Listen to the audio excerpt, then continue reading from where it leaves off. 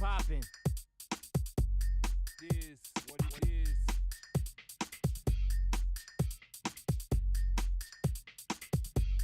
Is what it is.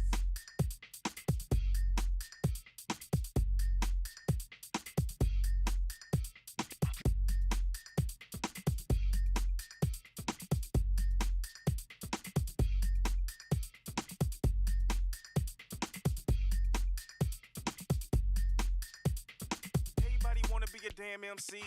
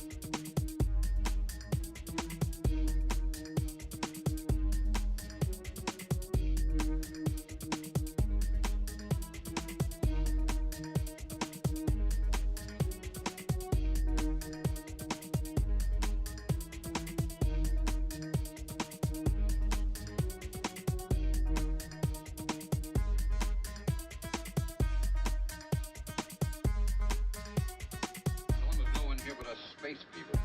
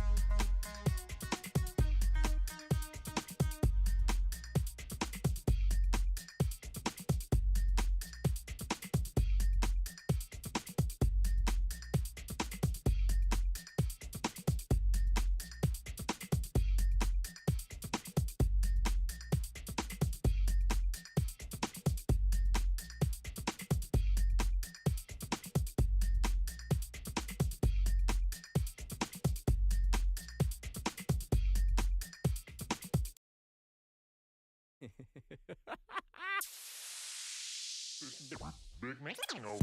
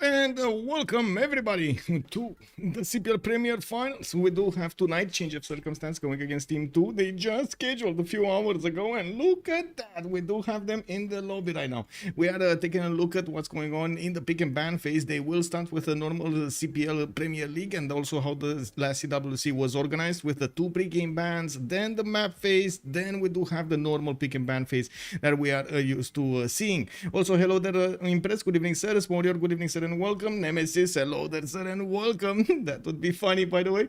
I hope you don't do it, though. Cool Whip, hello there, sir, and welcome. Ponoki, good evening, sir, and good evening. Pick of the week, indeed. This is going to be an amazing game. I'm feeling it. Linda, hello there, ma'am, and welcome. And also, thank you so much for the heads up. I do also notice Moonthrat, good evening, sir, and welcome. Good afternoon, I should say. And we do have Natro, thank you so much for picking up that first promotion over there. Snatched it from Moonthrat with just a few milliseconds to go. Unbelievable. Good evening, sir. I did also see good evening, sir, and welcome. And I do want to say hello there, YouTube. Let me actually put up on the screen over here. Hello there, Noob Noodle. Good evening, sir. Let me put up my screen as it should, as you can take a look. They are taking their pick and ban phases as quickly as they can over here. And by the looks of it, they did go for 2 pre-game bans. COC is on the left side. We do have Team 2 on the right side. We do have Citia being taken out by COC. We do have also Goal being taken out from them. It kind of feels like they're going to go for a map with a lot of land over here.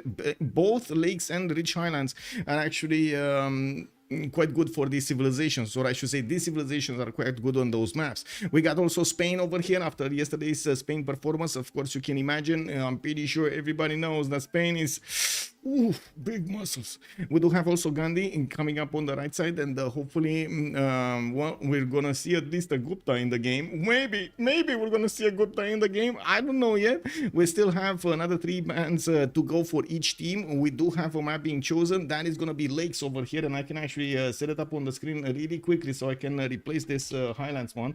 I was thinking I forgot something, but I guess I got carried away with other stuff and totally did not do this. Did not do what I should have done. Anyway. Hello there, bonsoir, Monsieur Rafifi, bienvenue. Also, Access, hello there, sir, and welcome. How are you doing, sir? I was wrong. Let's summon Wilhelmina and her polders in the lakes. Yes. Let's see how they're gonna go through the pick and ban phase first. It looks like we do have Mongolia over here being taken out. That would be Genghis Persona, and I do notice Mapuche is also going to be a ban here for COC. On the right side, we do have Gupta being taken out first. Man, I just said that. Unbelievable. It's not going to get in. Neither of the Indias. Team 2 is saying we're not going to have any of that. No. What? Varus? They're coming in? Man, have you seen them growl? I can hear them from a mile away. Anyway, looks like we do have Russia being also banned on the Team 2, and they have one more ban to go until we're going to see the tone of the game here. COC is going to have their first pick soon, and we're going to take a look how Team 2 is going to react to this. What kind of information COC is going to give up with their first pick about their game style. And also, Basil is going to be played. Axis is calling it out right here. Well, hopefully, we're going to see some civilizations that do have that awesome strength on them, or can build up that awesome strength for them so they can punch through their opponent's defenses. You think Darius is gonna go for that? Okay. I mean, it might be. He's I would say he is prone to actually playing those civilizations, right? India, more like okay. Bonsoir, Monsieur Nensasu. I'm not sure what you said over there, but sure. Okay. We still need to see the pick. The last ban was Vietnam, and I do see Gran Colombia also being taken out by COC. By the looks of it, we're still waiting for COC to pick up their first civilization here, and I just realized that I do need to click on this so I can actually hear the ding, ding, ding, ding, ding. You're hearing it? I'm not hearing it. That's the problem. Anyway, now it looks like Australia is going to be picked up by COC on the lakes map, which, I mean... Okay. that's a lot of science potential. That's a lot of production potential. If you do manage to get those patches, definitely Australia can shine. I'm actually quite curious who's going to play it and how they're going to try to approach the game, what kind of opposing members they're going to have, or civilizations. But I gotta say, I wouldn't really say COC gave up anything with picking Australia. It doesn't really seem like they picked up. Does Chad think otherwise, by the way? Let me actually see. Do you think they actually gave up any kind of information about their plans? Because Australia, okay, it's not really a goal generator until like mid to late game. And the beginning of the game, it does have kind of a power spike when it comes to the science and getting to caravels first, or a significant difference in technology versus your opponent, so you can actually punch through. Descrab, bună seara domnule și bine ai venit. Oh my god, 30 seconds in Romanian, really, right now? I mean, I guess I should do it now rather than later. So, avem în seara asta un match dintre schimbare de circunstanțe și echipa 2. În fața noastră avem faza de alegere a civilizațiilor și a liderilor. Vedem cum jucătorii își aliniază cărțile pe masă și în același timp încearcă să-și creeze avantaje, alegând niște opțiuni foarte, foarte bune pentru ei, încât să controleze informația față de inamicilor în același timp. Vedem cum în partea stângă, I think I actually finished the 30 seconds. There we go, okay. Oh my god, I think I was a little bit too serious. Absolutely diabolical to use this in draft. Yes. I mean, yes.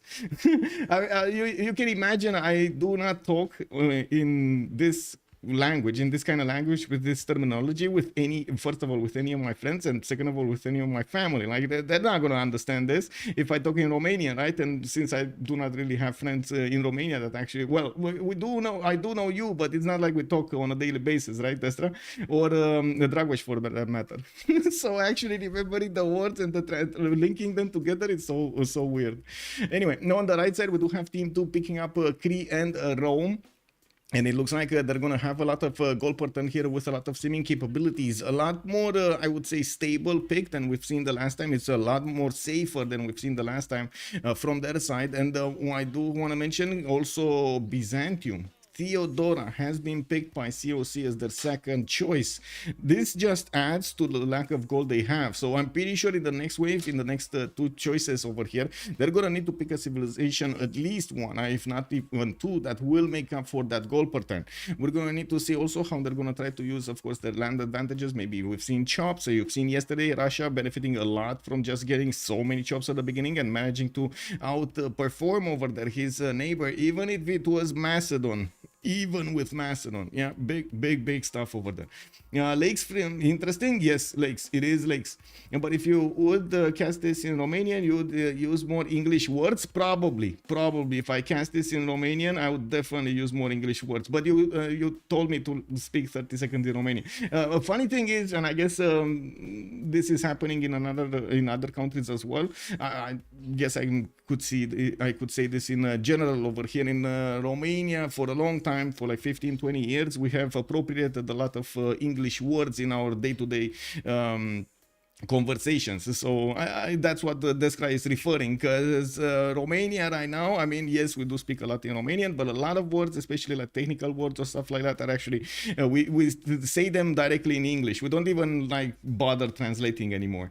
And to be honest, there are some words that just don't make sense in Romania. In Romanian, I don't have an example right now, but I'm gonna put it over there in the back of my head, and I'm gonna come up with some examples. Also, TV Village, hello there, sir, and welcome. Friday Pony, okay. Alexander Autoban, no, we don't have Alexander Autoban over here. Alexander actually has not been tickled at all, but he said it, and look at that, it's appearing over here. TV, what is this? Do you see the future, my friend? Taking coding, for example. Yeah, exactly. Coding is one example. Yeah. We do need to see how Team 2 is actually going to give up their third civilization pick over here, and of course afterwards COC is going to need to finish their draft. They're going to get 2 picks before Team 2 is going to finish their own draft. And we do have also Brazil and Shaka being taken out by Team 2 on the other side, not to mention Hungary on the left on COC. I gotta say, I'm getting pinged over here by play your damn turn. What is this, bro? I mean, let me be. I can't play the turn right now. Anyway, Hammurabi for for Team 2, that would be interesting, but I do think they're gonna go a little bit more aggressive than Hammurabi. They already have Simmers, they already have Kree and Rome. I would imagine they're gonna pick something a little bit more aggressive. Catherine de Medici is definitely a Simmer plus warrior. He's definitely over there with a lot of potential, especially in the mid game, to punch through his opponent's defenses. Not to mention the Guard Imperial timing is amazing if you do manage to get the land properly for it, and of course get your setup conditions and so on. But other than that, I'm pretty sure they're gonna want something a little bit nastier. We're going to need to see what kind of nasty Civ they are preparing for us in the last choice here. COC will need to pick up their draft right now. I do believe in Team 2 we do have a lot more stability in goal per turn, and there's going to be a lot less variance according to the land versus COC. Like, I'm pretty sure Byzantium over here is not going to open up commercials. So we do have Australia that opens up usually campuses and follows up quite later with harbors. And then we do have... Okay, I mean, this is one of the Americans. Teddy Rough Rider definitely can make his own gold over here. We're going to need to see if he's going to get to Rough Rider somebody, but I would imagine still Simming will be a priority here. We do have them also needing to pick up another Civ here, and I do have to say this right now. I do not believe that much in its abilities to get that gold, especially past turn 60, and maybe that's what COC is taking into account over here. We do have commercials opening from Teddy probably, and then Australia is gonna go campuses. So we're gonna have Theodora going for holy sites. So yeah, there we go. They're gonna add a little bit more gold over there with campus opener civilization that does have some form of attack on it, some form of advantage that would actually allow them to do some attacks and have more chances of success. COC wants Age of Empire. Age of Empire would have been also quite good in this case, but they didn't go for a second naval. They actually went for Montezuma, which is interesting. I do have to say on the lakes map, the later timings might be quite late, because we do have them quite close to each other from the beginning. There's even if, well, I would say close to each other in terms of getting to each other's cities, if you take into account how many flat tiles they have versus like the Highlands or any other map. Even Pangea, you're going to find out that on the lakes map you actually have quite a few niches, like flat lines. I call them highways, that you can actually go through and move an army very, very quickly, especially if they're horses. The War for Crusade is open. Yeah, it is what it is. That's a good question. Axis playing Civ. Xypo, hello there, sir. Good evening, good evening. Also, in my opinion, best Australia is campus into commercial and full inland. Oh, okay. I mean, yeah, that could be a choice for them. We do need to see them all in the lobby here. I do see they're disconnecting, reconnecting to this, and I do believe they're all in here, right? Okay, we got Stroke Z, Darius 227, Kyber, and the Legendman for Team 2, while on the other side on COC on Change of Circumstance, we do have Trinda, Task Force Fish coming into the game over here, the big fish. We do have also Alexis Kremp as their third player, and Ben. Definitely better. We're going to need to see what Ben is going to pull out of his hat this time around, because he always comes up with those cheeky tactics. Thought 2 is Russian. I guess they rebanded. They weren't really Russian. They were like a combination of how to say, there was kind of a club of players, I would call them, that were playing a lot between each other, and this club at some point stopped playing that much on CPL and mostly played between themselves on private servers. That's where well, at least that's my information about this. The War for Crusade is Cosmo. Okay. Yeah.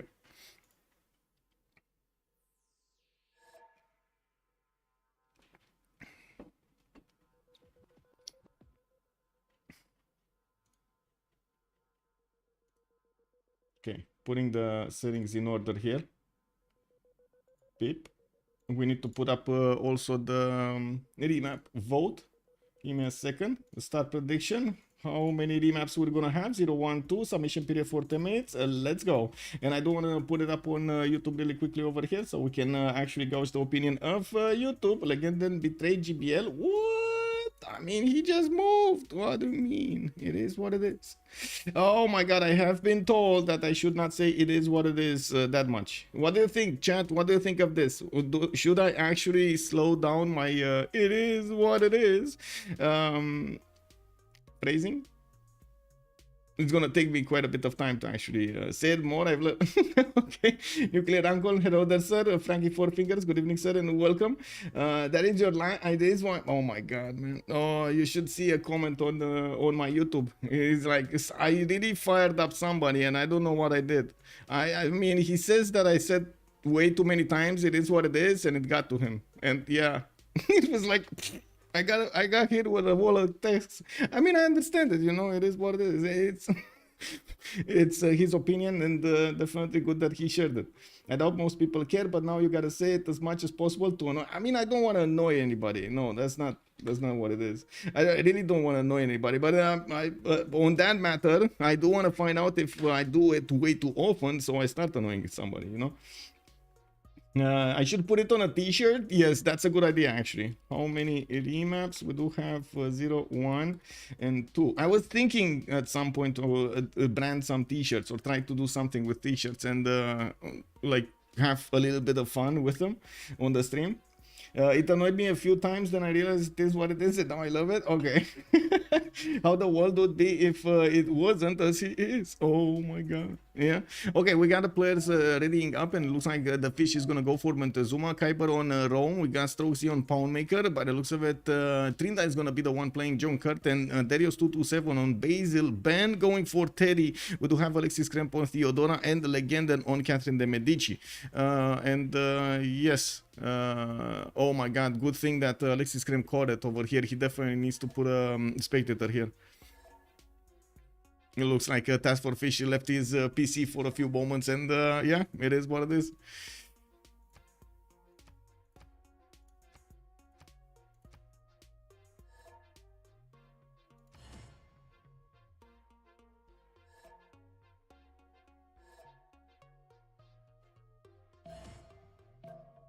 Okay, now it is. Funny that I fixed that and then immediately Alexis screamed, but the second AI is not AI. Yeah. Hello there, Urek. Good evening, sir, and welcome. And Frank the Tank, hello, hello. Good evening, sir. I put on 2. If I win, you get a minute in Romanian. Oh my god, I'm talking in Romanian for the whole. has joined the round table. Thank you so much for the follow, Villager. Much appreciated, sir. And welcome to the stream. We're just jumping into the game. The first map, we got the votes going on, the predictions on both Twitch and YouTube about how many D-maps we're gonna have during this game. They will see the first map. It will be a lakes format, and we do need to see what kind of land they're gonna have over here, what kind of possibilities they're gonna have, what kind of neighbors they're gonna have, and of course, first things first, we need to ask the stream chat, both streams over here, where are we starting? Are we starting from Legenden, from the left side? Are we starting from Task for Fish on the right side? Right? Left? Okay, left. We go left. Lemesis said left first. He was there. Okay, left. We go Legenden. Oh my god. Is Legenden gonna have somebody to bother? Because you know how Legenden gets, right? He sees ponies and he just sees cities and he thinks those cities are his. You know, it's very simple. Where is Legenda? Did I? No, here. Okay. Francis over here. His continent. Let's see. Big reddish continent. He's gonna have Byzantium, Alexis Kremp to the southeast. Okay, that's definitely something good. And Ben to the east side. Both opponents on his own continent. Very good. I don't think he's actually, like, looking at the land, I don't think he's actually gonna ever push America over here so far to the east side, but it's definitely a possibility that he's gonna war Byzantium in the south, and we're gonna need to see how he's gonna try to pursue that matter, because I mean, I guess, look at the land over here. It's just a bit of painful to go through everything. This is one of those moments we don't actually have big highways between them.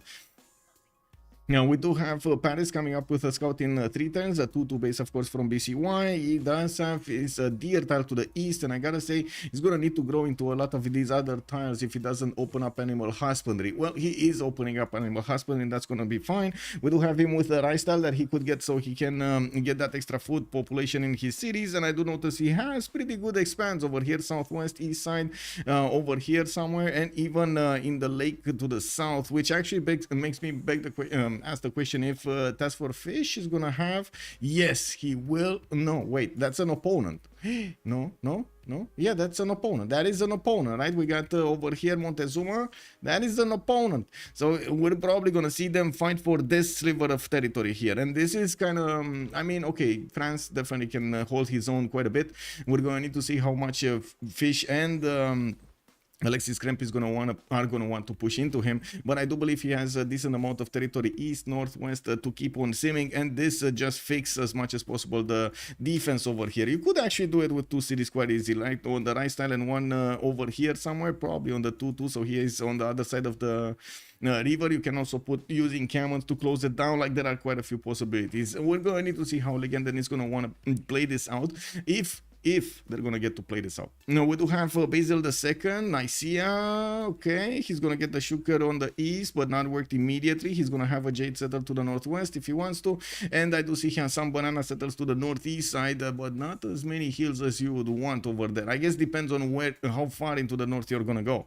By the looks of it, in the south, he's gonna have a pretty good Temenaki city.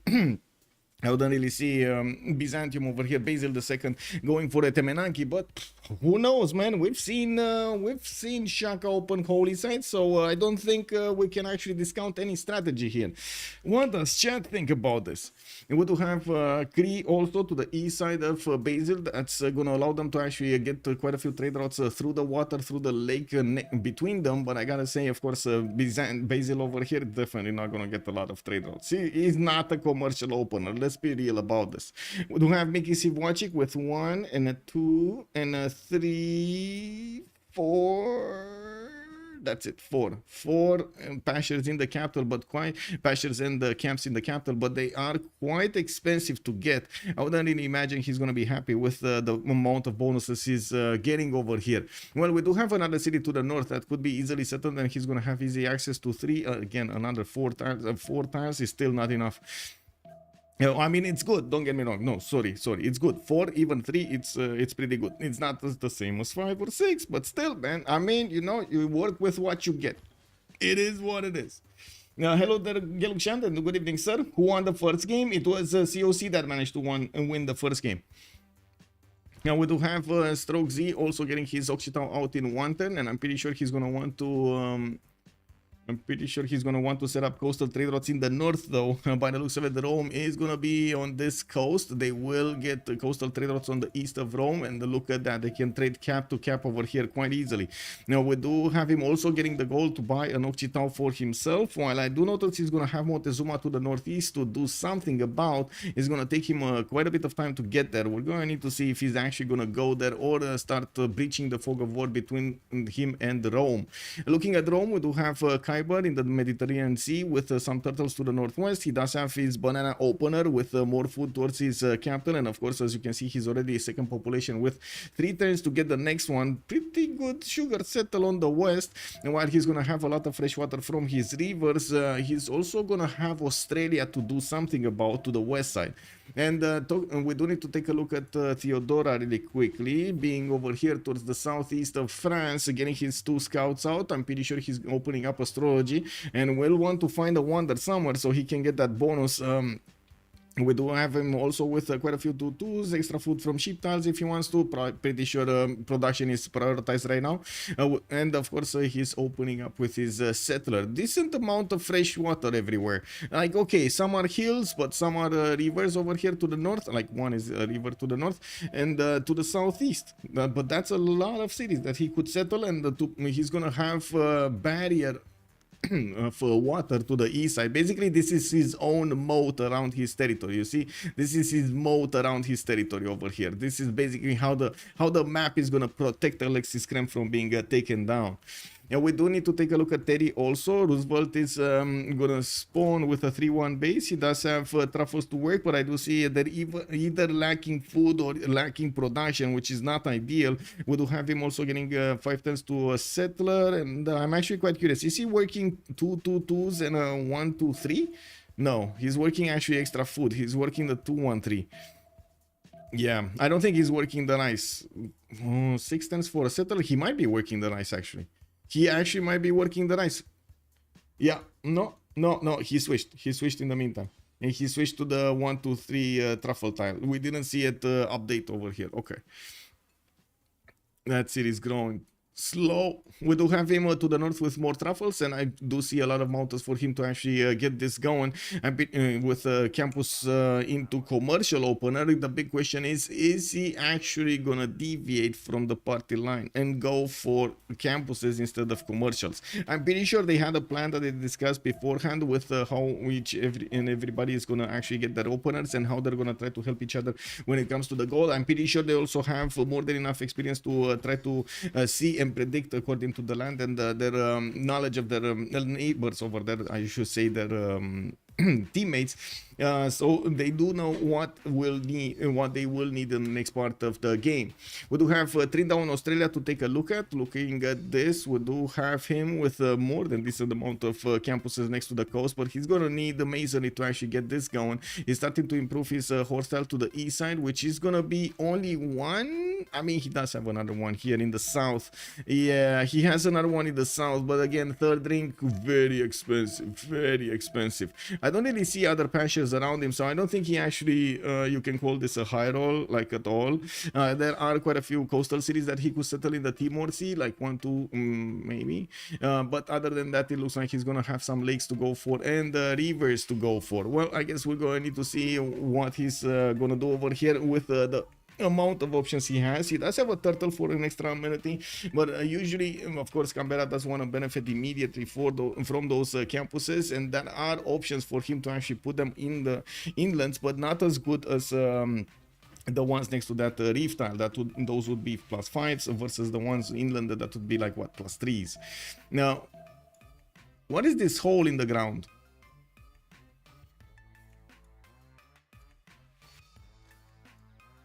Have you ever seen a hole in the ground like this? Machiavelli, hello there, sir. But what's with team 2? Whoa! Both wanted to remap. Both teams wanted to remap. So, I mean, this actually makes it easier for us, right? Whatever happens next, happens next. It is what it is. Is it freshwater hole? I mean, I don't know. Like, it's just a hole in the ground. How can this happen? Oh, it is freshwater. The invisible river. Look at this. Oh my god. WTF, bro. How is this possible? There's literally an invisible river over here. This is freshwater. This is an invisible river. And it goes so long. Whoa. Hello, what's the best of? And who won game 1? Hello there, sir Koya. Best of... No, I'm not sure what you're referring to, but game 1 was won by Team COC, the team on the right side over here that today is fielding Theodora with Teddy, with John Curtin and Montezuma, while on the other side, Team 2 is definitely going to want to get us to a third game and, of course, have a chance to win these finals. Now, I do have to say about Team 2, they were undefeated. I don't think they actually got defeated in the double Robin phase. They actually were one of the few teams in, of course, CPL Premier's history, which is only like, what, 3 seasons, that were undefeated in the first part of the CPL Premier League. It sticks, the river that separates the realm of the living and the realm of the dead. Yeah, 1 second, I actually want to put this, I don't know if I can I? I don't know if I can actually get this. As in, I don't know if I can get the logs or the map or something for...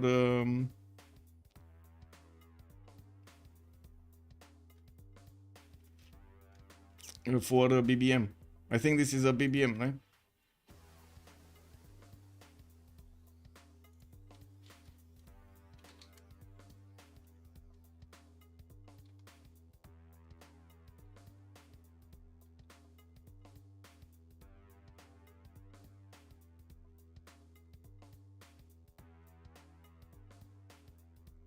I think I can do something. Give me a second, because this is really important to actually fix these bugs as quickly as possible. Otherwise, we're gonna end up with a lot more problems like this, and I don't think it's in anybody's best interest to do this.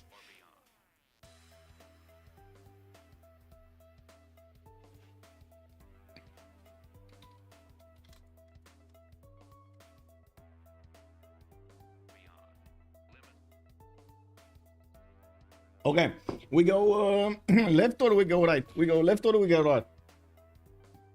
It's written sticks. Right, we go right. Okay, now we go right. This time around, we're gonna take a look at Task for Fish from Team COC. He does have Matterhorn. Ooh, yay, baby! To the northwest, he's gonna get a few points of those culture and those gold points, and at the same time, more production. I do have, well, more production, good production.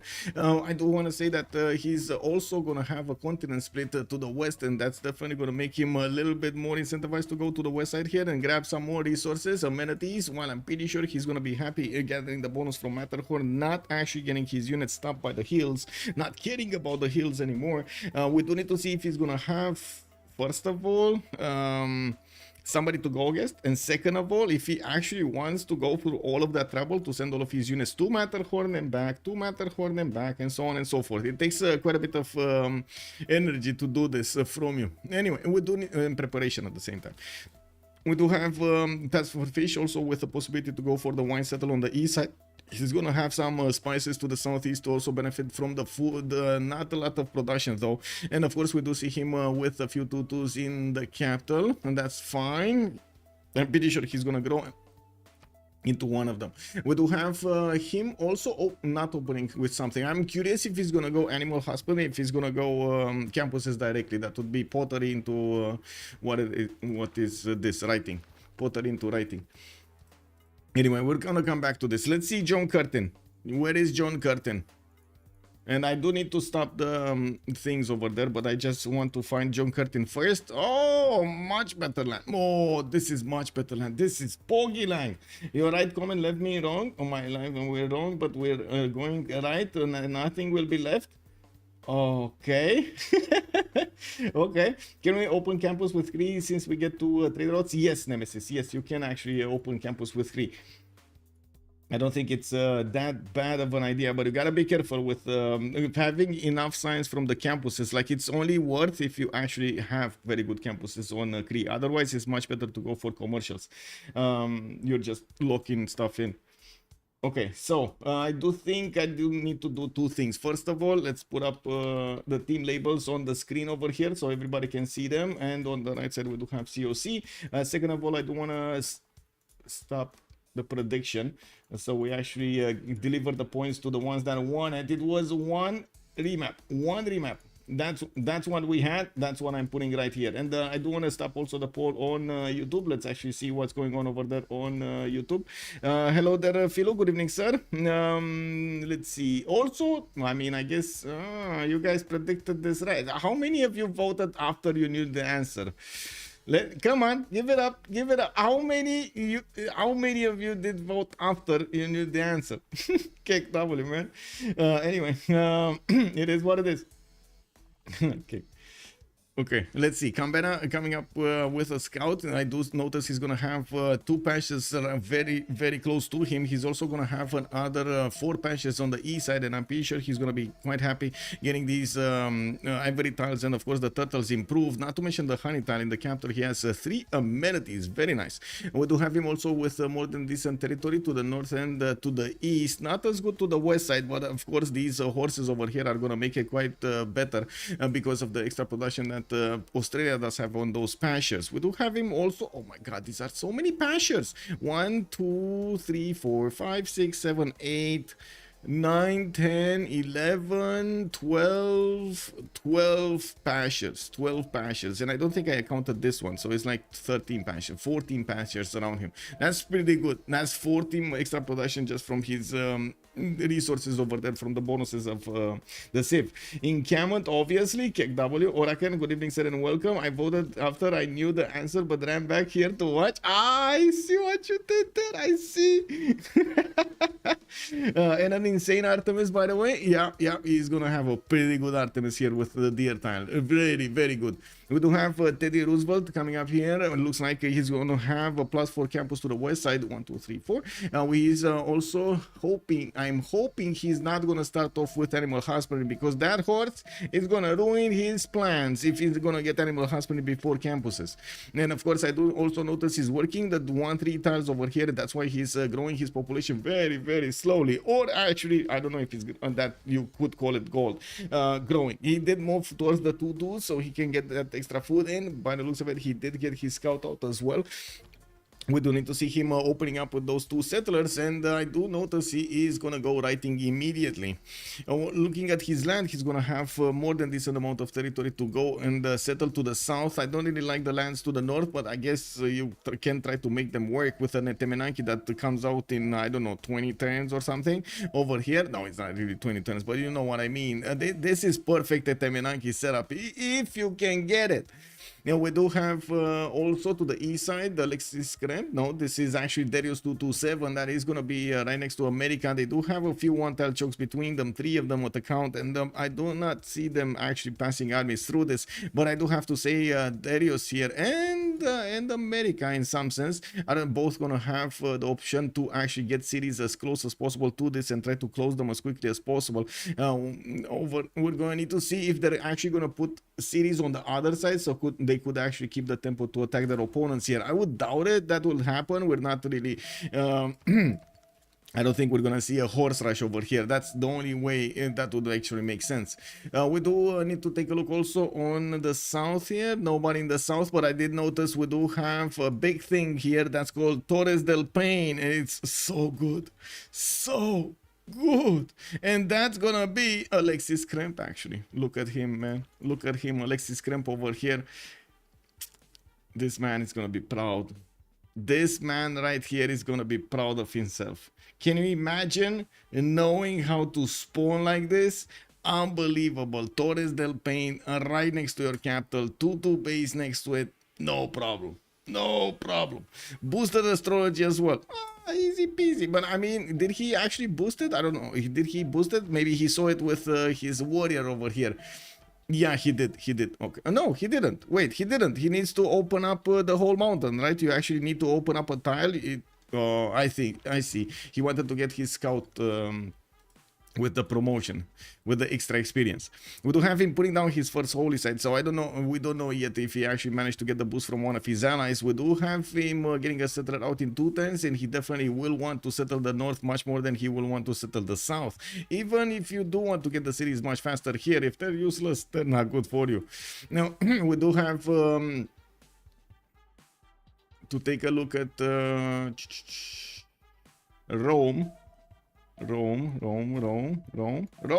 Rome is here. Rome. This is free sim Rome. No, not really. I mean, he does have the fish to the west side that he's gonna need to fight at some point, and I'm pretty sure Rome is gonna want to settle all of this land much faster than he's gonna want to settle the west side here.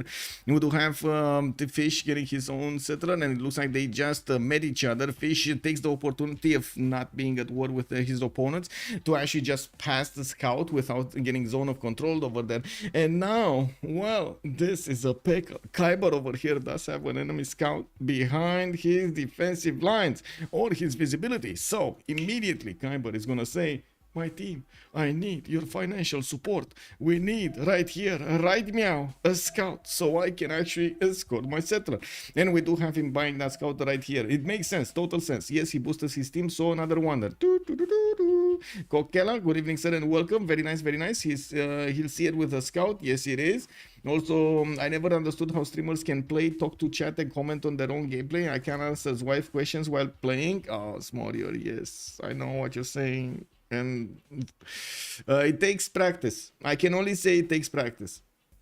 A lot of practice.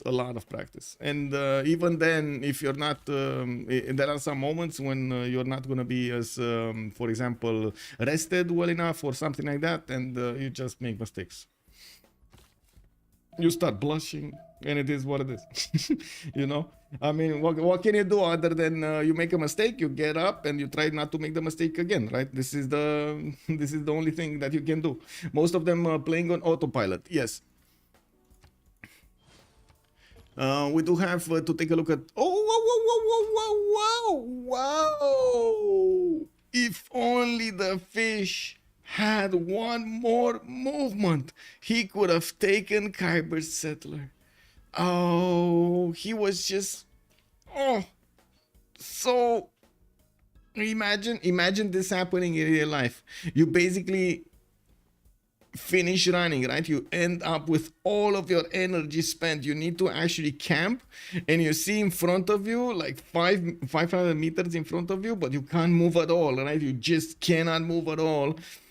You see the best thing, the best treasure that you can get, and you can't get it.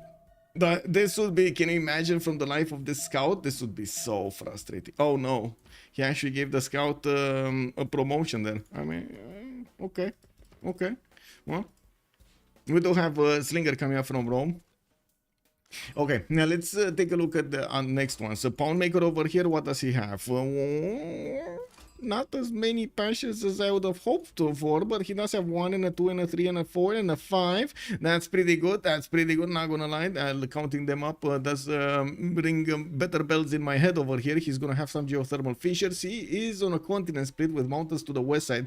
He's definitely gonna try to get going towards the north, since he does have the opportunity to go against Aztec over here, staying on the rivers and trying to get as close as possible to Aztec, to first of all stop him from getting extra amenities, and second of all stop him from simming. We do need to see how aggressive actually Kree is gonna be. It's not gonna be quite fast to actually get to Aztec even with this highway, but I gotta say this is not slow either. So like if you do manage to get somehow these this river with a bridge, you can actually pass through this highway directly to the cities of Aztec. Like look at this, 2 tiles flat, another 2 hills, 1 tile flat, 1 reinforced, 2 tiles flat, 4 tiles flat, right? This uranium tile is not a hill, and then you get into the cities of Aztec. This is actually quite fast. This is very fast. Like in horse speed, this is basically like 1, 2, 3 actually 4 times. 4 times you get cap to cap. Well, empire to empire, not cap to cap. It's like 6 times cap to cap. Fish is really annoying to spawn next to. Yeah. I mean, yeah. Sarumios, good evening, sir. To outspawn by COC. Ooh. Can you show continent split on Axe? Yes, I can, but he doesn't really have one. He's to the west side here. It's kind of far away, to be honest. It's kind of far away. I didn't talk about the strategic resources yet. I did say I did want to get the spawns first, and we're going to come back and take a look at the strategics as well. Now, Basil the second, we do have him actually here, putting down his first holy size. That's a +2. We do have him, we talked about a little bit about him to the east of America, and I do notice they will find each other quite soon over here. Doesn't need to worry to put his city on the rice tile and getting that extra food, and I do notice he's gonna have an ally to the east. That's gonna be Legendman. Okay, we do have another settler coming up in 2 turns from Constantinople. He did put his holy site on an iron tile, and from what I do notice, he did not go as quickly as we thought to actually grab those tiles to the west side, those mountains over there in the mountain passage. We're gonna need to see when he's gonna go for it. I do notice he's gonna have quite a few good cities with some banana settlers here to the southeast, north, a lot of chops, and of course the freshwater cities on the west side next to the mountains, next to the lake. Now I don't think he's gonna go that far in the south. We do see him seeing Torres del Paine, but he does actually have, wait, what happened to Alexis Krem's settler? Is he going, he's going for the cattle settle? Oh, he is going for the cattle settle, the biggest food, man. So it wasn't enough that he would have gotten a 4-2 tile to work. No, he wants a 3-1 cattle settle, and he wants a 3-4 initial tile to work. I mean, definitely makes sense. You cannot argue with this logic. You cannot argue. And wait, didn't I put spirit? Oh, hello there, sir. By the way, I did not. I'm pretty sure I clicked on it, but it did not show. Anyway, now it should be fine. Now it should be fine. Now, the team label of COC was not showing. Philo, thank you so much, sir. Greetings. Good evening, sir. Good evening, sir. Yes, beautiful start for curtain. We do have the second holy site coming up from Nicomedia, and by the looks of it, Alexis Kremp is going to start, well, first of all, defending his cities against this scout of Byzantium, which by the looks of it is going to try to make his way towards Thessalonica. We do have Legenden also with a scout in the south, just sitting right behind the forest, and we do need to see if Thessalonica's holy site is going to get pillaged over here. That's the extra faith and culture that Alexis Kremp is not going to benefit from. Well, let's take a look next, and we do have another civ to take a look. Catherine de Medici, which is to the east side of Byzantium. He does have, let's see, first of all, continent split, northwest. He's on the green continent, and he's gonna have, guess what? Aztec to fight against on the east, on his own continent. I see. Well, and we do see him also with the city of Lyon placed in the north, where he does have 3-2 bananas, and he's gonna get his Etemenanki out in 26 turns. Oh my god, that's a long time. We do need to take a look what's going on here. Just, you know, take a quick pick, because Aztec first of all has a settler coming out, and I do see scouts are moving to protect this territory here. It seems like he's gonna go north. Is he gonna, oh wait, so this is where he wants to go, the 1-1? I guess so. I guess so, right? He wants to get it next to the scout, and he wants to go there. But wasn't there another scout? No, he went the left. He went the right. Sorry, strokes. I was expecting the second scout to actually go directly north, so he could actually get maybe a settler there, or maybe some units bully over there as much as possible. Task for fish, but it looks like he went east, discovering more territory, discovering how the land looks between him and Khyber. So I guess we do need to come back to Catherine de Medici and lick our wounds over here. We do have Lady of the Ridge Marshes picked up. He's getting his extra production on all of these tiles with floodplains, and he's gonna have more floodplains in the southwest to benefit from, and quite a few of them to the north and to the east. This is very far away to actually put cities. This probably, it's like 10th city or something. Anyway, we do have him getting his settler right meow, and I do see a scout that is available to escort it. He's gonna have horses and iron very close to his capital. That's not gonna require any bit of gold from him. He just needs the builder to improve them. What I do notice, he's not really gonna have somebody to bully or easy. Wait, he does have somebody to bully, and I think that's actually fish. So let me actually take a look here. He gets another city here somewhere, and then he gets another city here somewhere. I mean, both cities could work, don't get me wrong. He just needs a city here. This is the important part, right? And then we do have him with this highway. He just needs to get he just needs to get, it's even, oh, he doesn't even need to get it on the other side of the Mixteco River. He just needs to keep it on the right side, and it's one river, one hill, and then flat, one hill, then flat until you reach Alpha. And of course this 1-3 tile that just somehow it's a citadel for Alpha. We do have Stroke Z actually realizing what's going on. He sees the settler, and we do have him repositioning his Oxitao in the forest, so he could actually get closer to his opponent. This scout is not gonna get to move with the settler more than 110, because yes, we do have a 2-1 tile over here, a forest that's slowing him down. I'd also notice he's gonna have forces in the capital with an iron tile. We do have him getting his monuments out for the extra culture to discover those political philosophy and the governor titles. While I'm pretty sure we're gonna see him getting that trade route, so he can actually use Magnus with it. I don't think they will get to set up that many coastal trade routes here. It doesn't seem like they have the opportunity to set up coastal trade routes. Maybe Byzantium. Oh, Byzantium is actually gonna get pillaged. Okay, so Byzantium is sending us his settler towards the north. That's going to be right in the face of his other Byzantium, his other persona. We do have Alexis Kremp also protecting that settle next to Torres del Paine with a warrior. I would imagine we will see him start moving over here somewhere, because that's probably the best settle that he's going to get as a third city. We do have him also getting his holy sites from Nicomedia. They did finish the one in the capital, but now that the Legendan Scout is on it, I'm pretty sure it's going to get pillaged. And yes, we do have a warrior next to it, but the warriors, I mean, they don't usually manage to deal well with scouts. Scouts are fast, you know, warriors are slow. Not the best combination, but still, he's gonna try. You know, you might as well do it. He's there, he's just, you know, free experience, you might as well do it. Do you also say right now in person or only on stream? Only on stream, only on stream. But I did start to do something that, I mean, it might be how to say, it might be dangerous. I'm starting to stop thinking that much about the phrasing that I'm gonna do, and trying as much as possible to really just speak what I'm thinking, like really just blurring it out there. Casimir, hello there, sir, and welcome. American settler in danger. Woo, baby, look at that Ben over here with the scout right next to the American settler. Wait, that's Ben. America has the Ben. Oh, Darius. I'm pretty sure you know what's gonna happen, right? He's just gonna shift enter it on the 2-2 base, shift enter his scout there, and it's fine. It's fine. This is actually fine for him. We do have Ben getting his campus on the west side, and I do notice he's gonna have that +4 early on. We do have him getting a trader out, and the new slingers. He did see where Byzantium lives on the east side. He actually has a scout towards his north, and yes, we do have shrines coming out from Basil II, and it looks like Ben did get out of there with the settler. This is fine. It's fine. Yes, nothing really wrong with that. Just not to show you to not impede understanding when it's important.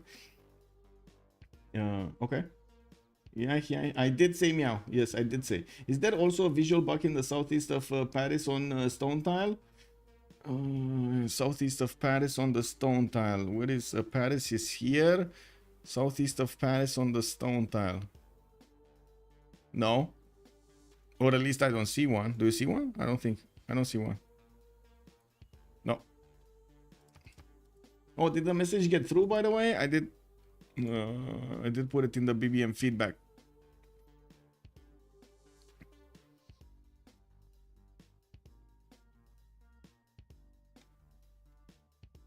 Oh well, we'll see.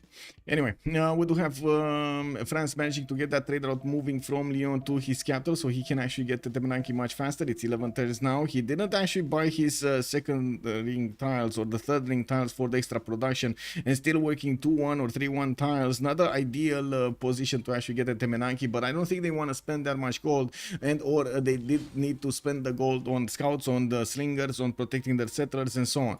The city of Charlie did manage to get settled. It looks like the Cree scout did retreat over here, especially from the slinger attacking into it when he was in the forest. We do have Strokesy's warrior also getting a little bit back, or yeah, one tile back, right? He was on the ivory tile and he moved one tile back. Magnus establishing in the city of Alpha. We do have the fish with a scout able to protect his builder if it comes to that. While I do notice in the cities of Cree, we do already have city patron goddess as a pantheon, and he did settle his second city to the southwest, giving him access to that river and quite a few hills over there of 2-2s that he's gonna need to grow into. Interesting. Unfortunately, he did kind of cut himself off from this settle over here on the west side of the Ahtakakup, but I do notice he still will have more than this in the amount of territory to settle, not only on the west side but also on the northeast side, and I'm pretty sure him and Rome are actually gonna trade through the water over here in Winnipeg. This is the must, and this is actually the first one, the first trade routes that we actually see, right? International trade routes on the water. Team 2 will generate a lot of gold with their two gold makers quite close to each other. Okay, let's see. Alexis Krem still is trying to get that third settler towards the north. It took him quite a bit of time to deal with the scout in the south. France did move away with his scout and got out. He actually got out. We do have Moksha establishing 3 turns, multiple shrines coming out from his territory. Initiation rights as a pantheon, since he is quite close to be the other Byzantium Basil II. He might actually just push into him. I'm curious what kind of competition we're gonna have when it comes to the religion, so we can see if they're actually gonna try to snatch from each other like Crusade or something, or choral music. That was to block Lady of the Richer Marshes from COC. They have 2 Civs with excellent floodplains plus a Temenanki placement. Yeah, but did they know about it though? That's, I think, the biggest question, right? Because definitely blocking it from your opponents, if you do know about it and you can block it, why not? But this feels like France really wanted to do a Temenanki here. Kind of feels like it. And since he did have also the chance of picking Lady of the Richer Marshes, why not? Yeah, southeast of France, mountain bug on stone tile. Southeast of France, mountain bug on stone tile. Oh, I see. I see what you're saying. I see what you're saying. Yeah, it's an extra mountain over there. This is so weird. Yeah, this is so weird. Yeah. I was thinking you're talking about these 2 stone tiles that were like right next to Paris. Next to the mountain. Yes, okay. Sorry, I didn't actually see it. Bad bot? What did the bot do?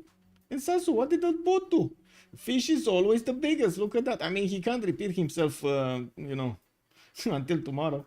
It's me or everyone will want to eat the fish. Yeah, well, let's see how Task for Fish is gonna deal with this. I do have to say, usually you do see a lot more Eagle Warriors at the beginning of the game. Like usually Aztec doesn't actually start off with a scout. He goes to Eagle Warriors. We do have him right now actually getting his Eagle Warriors into the production queue. And looking at his tech side, he's gonna go for irrigation right now, getting those how to say, getting those amenities ready for him to get a little bit of extra luxury attack bonus is definitely gonna be important.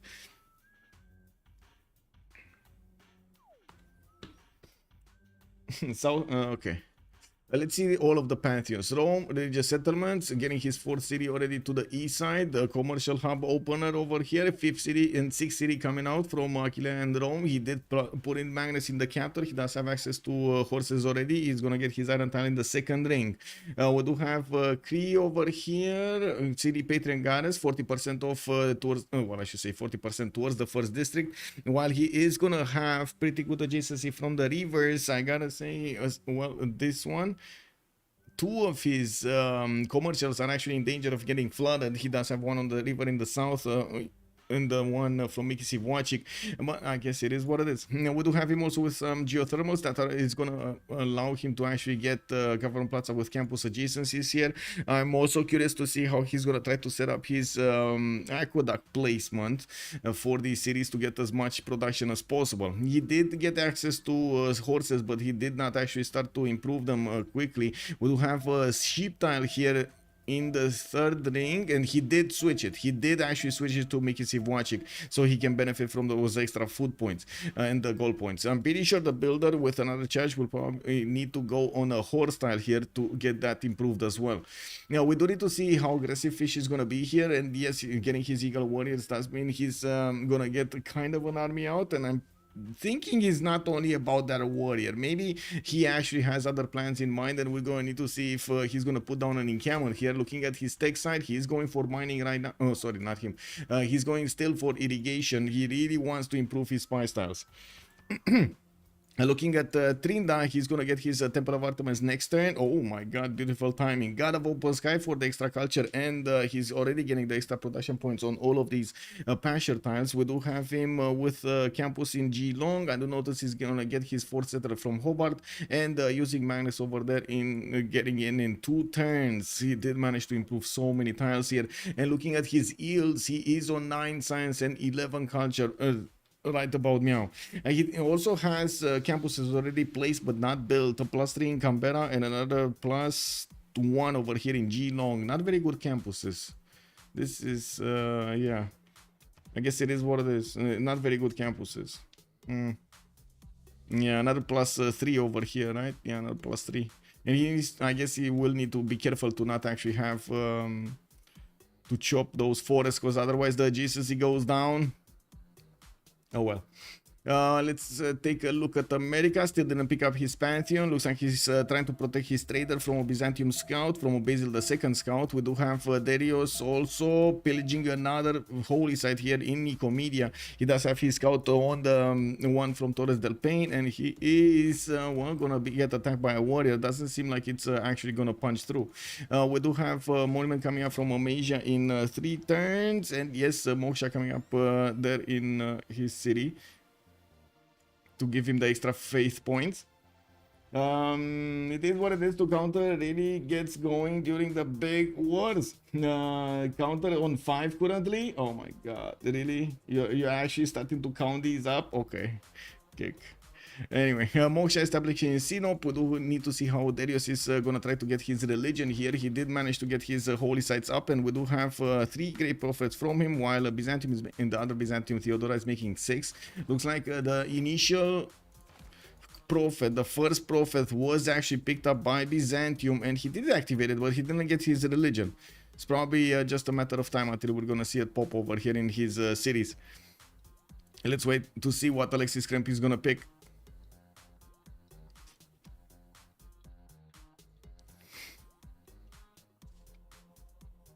Is he gonna... I mean, he needs to pick Crusade. Whatever he does, he needs to pick Crusade, doesn't he? No, he went Defender. He went defender, choral music. Okay, defender, choral music. Then the other Byzantium is gonna get crusade, and we'll see who's actually gonna push who. Because I'm pretty sure how to say, Theodora is gonna have an advantage when it comes to defending himself with defender of the faith. But at the same time, they're gonna, if Darius does manage to kill more units, they're just gonna spread the religion to each other. Oh my God, this is gonna be such a mess. You're gonna see religion spreads all over the place. Unit dies. Yes, all of the people believe in that. Then unit dies. No, all of the people believe in that. I tell you, this, you see, that is very wrong. This is very good. So many discussions are going to come out around this territory over here between Edessa and Sino. Boss, guten Abend, my herr. Daniel Dingo, hello there, and welcome. How am I? I'm very glad that we actually have a game today. The other one that we were about to cast did get actually rescheduled until next week, and we're gonna have tomorrow the second game from the wildcard tournament. Alexia put losing my religion from REM. It's a drinking game from me. Puervo, good evening, sir. Oh, every time, wait a second, every time I say it is what it is, you pop a shot. I mean, oh my God. You know what I'm thinking right now, right? Okay. Let me actually purge those evil thoughts over there. Okay, let's have fun. God of Craftsman coming up here with Darius the second, Darius 227, getting his builder out from Constantinople. He started improving his horses, and we do see him benefiting from 331 tiles over there in the capital. Now, looking at also the turn count, we're 1027, and I do think most of everybody did manage to get their points over here for the era score. We do have Darius still needing 3 points, and I'm pretty sure he's gonna get the religion, right? Is he gonna get the religion? Oh my God, wait a second, he needs 3 turns to get the religion. Can he get the religion? Yeah, it's fine. He's gonna get the religion, and he's gonna spread it in 3 cities. We got commercial opener here from Aztec. Still didn't pick up a Pantheon. Looks like Aztec was trying to get into Crease borders to pillage his commercial. That's not gonna happen. Stroke Z is on the defense here, and he's not gonna allow his opponent to get there. We do have new settlers coming in. Piktokahana Pinwin is gonna get an improvement here, but I'm pretty sure he's gonna need to wait for irrigation if he doesn't have it yet. We do have also Trinda going for horseback riding quite early on. We do need to see if he's gonna do actually something with it, or if it's just apprenticeship going. We do have him also getting his 4th and 5th settlers. No, only 4th settler coming from the northeast. He did manage to get a builder here. Is this builder actually from Mohenjo Daro? Did he declare war and pillage the poor city of Mohenjo Daro? He did. He took their builders away, man. Okay, well, I guess it is what it is. 2 builder charges coming up here. Yes, it's shot time. Is this best of 3? Yes, this is a best of 3, and wait, it's best of 7. Woo! We need a hidden chat so that Michael doesn't get too self-conscious. I mean, I need to kind of get self-conscious, you know. I just said that I'm trying to pour out all of my thoughts without actually putting a filter on it, but I hope I put a decent filter on it through the last years, you know. I got used to talking in a certain way. Yeah. How big is that Toa? The Temple of Artemis is so big, bro. 1, 2, 3, 4, 5, 6, 7, 8, 9, 10, 11, 12, 13. 13. This is too far. Yeah, 13 amenities. 13 amenities. He's gonna get like 3 in Geelong, 1, 2, 3, 4 in Canberra, 5 if he's gonna improve that ivory tile. Hobart is gonna get 1, 2, 3, 4 of his own, 5 of his own. I mean, this is like better than Colosseum, man. This is way better than Colosseum. Okay, sure, you don't get yes, within 4 tiles. You don't get the extra culture that you'd get from Colosseum, but this is way more amenities. What WTF? Thank you so much, sir, and I'm glad that you like it. Now let's take a look at the city states here. While we do have 2 more turns for them to pick up something, Etemenaki has finished in Lyon. Nalanda, Mitla, and Taruga are the ones giving the bonuses towards the science. I'd also notice Mohenjo-Daro with Rapanui will provide them with a little bit of culture. We do notice Cahokia and Muscat in the game are going to be the ones for trade bonuses. We do have a cat with Volan, also with military bonuses. Brussels is going to get the production for them. And look at that, we got also 2 of these city states of religion. Armagh and Vatican City for the 2 religious civilizations in the game that are basically like related over here. The both Byzantium, they're very tied to each other. I guess the big question is if we're actually gonna get one to attack the other. This is gonna be quite a bit of fratricide going on over here. Can you imagine? In this game, in these finals, we're actually going to have 2 nations, 2 personas that are just going to fight it to the death, a duel to the death here. I guess we're going to need to ask stream chat, who are they putting their money on? Are we going to see Darius 227 over here, or are we going to see Alexis Kremp taking this for their team? The Panthers have to be within 4 tiles of the Wonder. Yes. Did he already do predictions? No. Hello, Dirty Beasley. Good evening, sir. Also, Civil War. Yeah. I have an infinite amount of trust in Trinda. Okay. Well, I mean, we weren't really talking about Trinda. Hello. But yeah, I guess I get to what you mean.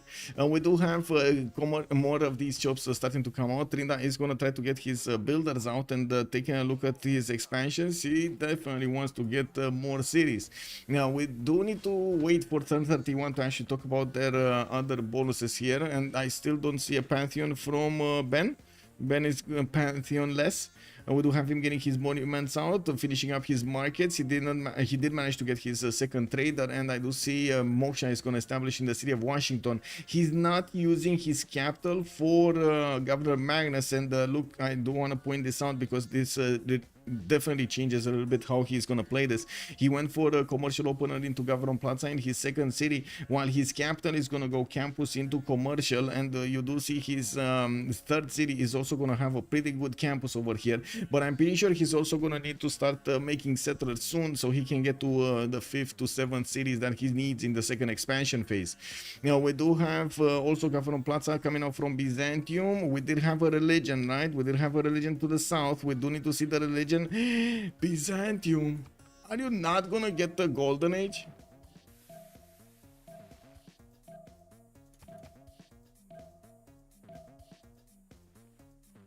No, that's just sad. Oh my god.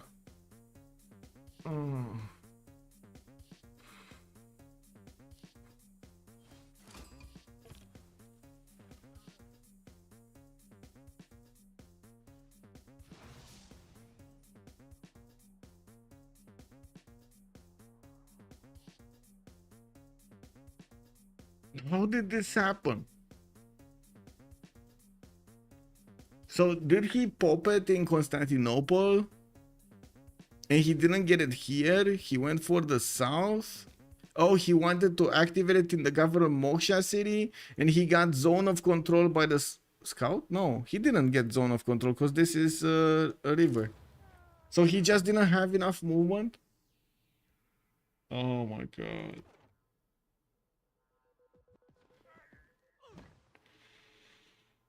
Oh my god. That's just, I mean, that's gonna be game, I would say, impact, very impactful in the game. Work ethic and tithe coming out from Byzantium. No crusade yet. Okay, let me get my tempo back here. Okay, Catherine de Medici, let's take it and take a look at each of their bonuses over here. We do have these improvements in Neo, starting to give him the science from the farms, and I do notice he's gonna get his commercials up in the next turn. He's also gonna have his fourth city moving towards the southeast over here. Well, he doesn't really have anybody to go against. He did not choose to actually go aggressive against the Aztec, moving his cities towards the northeast. If he's starting to settle to the south, he's gonna take him quite a bit of time to do anything on the northeast, and I do notice he's starting to scout out what's going on over here and seeing what kind of city possibilities he's gonna have to use. Now we also notice he is using Magnus internals at the moment. With a pen brush and voice golden age, he's on 11 science with 12 culture, 17 gold at 10, and yes, he's on 39 production. I gotta say he's actually at the moment the lowest one in production from the game here. Darius 227, 9 and 14. We do have him on 18 faith at 10, but without the golden age. Without the golden age. And sad trumpets it is. We do have Pound Maker also with 12 science and 21 culture. Kree is gonna get his ancestral hall in 3 turns, and I do notice he has at least one settler out. His second settler is coming out next turn from Picto Kahana Piwin, while we do have a 4th one from Aktakakup as well.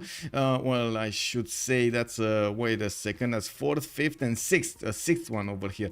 Now we do have him also improving his spice test for extra amenities, and yes, Magnus internals for him to go. He did manage to improve another 2 pastures since the last time we took a look at this, and a deer tile, so he has 4 bonuses towards these trade, 4 food bonuses and 4 gold bonuses for these trade routes, making them amazing right now for Stroke Z. 48 production with 12 science and 21 culture, 37 gold a turn right now, the biggest gold generator in the game. We got also Kyber with 11 science and 24 culture. He's already on 246 cities, getting his other commercials out, and I do see him getting his builders with pyramids coming out from Kume in 9 turns. That's going to give him a free builder and also the ability to get an extra builder charge on all of his builders from then on. That is amazing. Favnir, good evening, sir, and welcome. Kukura Kapu, hello there, sir, and welcome. Also, who's got Crusade? Nobody has Crusade. Really, nobody has Crusade. We got a Defender of the Faith here, but nobody actually is crusading anybody here. Kyber is going to benefit from his pen brush and voice golden age, and I'm pretty sure he's going to add more of these campuses soon. I am a bit sad that he's actually going to need to get bronze working to get them though, and I'm pretty sure he's not happy about it. Like this is the perfect campus and he can't get it, right? That's +4. Ooh, it is a problem. We do have see what I did there. We got Theodora Monumentality Golden Age, and yes, this time he's actually gonna get to use his faith per turn here of 20 to get some more builders out and try to chop as many of these tiles and get as much production as possible immediately. He's putting down an encampment from Nicomedia, finishing up his settler to get more cities out as quickly as possible, and I do see Magnus established in the city of Edessa. Interesting that he's going for Magnus here. It feels like he's gonna try to chop as much as possible of this territory, basically chop himself an army. I do have to say Darius 227, the second he didn't get a golden age, he declared to his opponent that he's extremely weak in the next part of the game. In the next 15 to 20 turns, I'm pretty sure it's going to be very hard for Darius 227 to get to his civic cards that he desperately needs to upgrade armies and build armies, first of all, and second of all, discover enough governor titles to make it worth in his empire. So if we do have the other Byzantium, Alexis Kremp starting to chop as much as possible and getting his armies out towards his opponent, even if he's just chopping so he can get his sim up, it's gonna be a significant advantage, a significant difference between him benefiting from this monumentality and Darius 227 not benefiting from it. I think just Basil missed. Yes, Basil missed. Who got defender? It was Alexis Kremp, and I think Alexis Kremp right now he's kicking himself because instead of pricking Crusade and making his life easier, he picked Defender of the Faith, basically simming over here in the face of an opponent that he could have taken down quite quickly. We do have also to take a look at Strokes. We did take a look at Strokes here, right? Ben, Teddy, 3 cities, getting his 4th, and I do see 5th settler out, finishing up his markets and getting his builders ready to chop in New Orleans. I would imagine he's going for masonry as quickly as possible. If he didn't get it yet, I don't see the harvest resource button if it is activated or not, but I'm pretty sure he wants to get the settler or as many settlers as quickly as possible. Improving one of his tobaccos. Oh, I see. Well, I guess he did see the light over here. We do have him chopping that settler from New Orleans. Not enough to actually one turn it, but he is gonna put a lot of production into it. and shave off 3 turns from the build queues. We do have him with Slinger towards the east side, and I do notice that Alexis Kremp is also keeping an eye on the other one. He could try to get series quickly towards Byzantium and commit his forces alongside those from Byzantium, so he could actually take down Darius from Theodora to take down Basil II. Now I really need to drill this down. So I can speak them differently. I need to speak on leaders and not civs. Anyway, Trinda on Australia, we do have him putting down the commercial, and yes, campus into commercial. We do have him also with mall builders coming around, a horse from Hobart, so he can defend himself against the Doxita of Stroke Z. And I do have to point out, he is kind of far away from his opponents. He does have Rome to the northwest and the Crete to the west side. Both of them are kind of otherwise engaged, so I would imagine neither of them are actually going to want to take the effort to go against Australia. Trinda is going to have free sim for the remainder of the game, being protected over here by his 2 allies on the east side and too far away from his opponents on the west. He's still going to need to protect his territory from pesky scouts or something like, you know, griefers, but it is something, a part of the game, basically.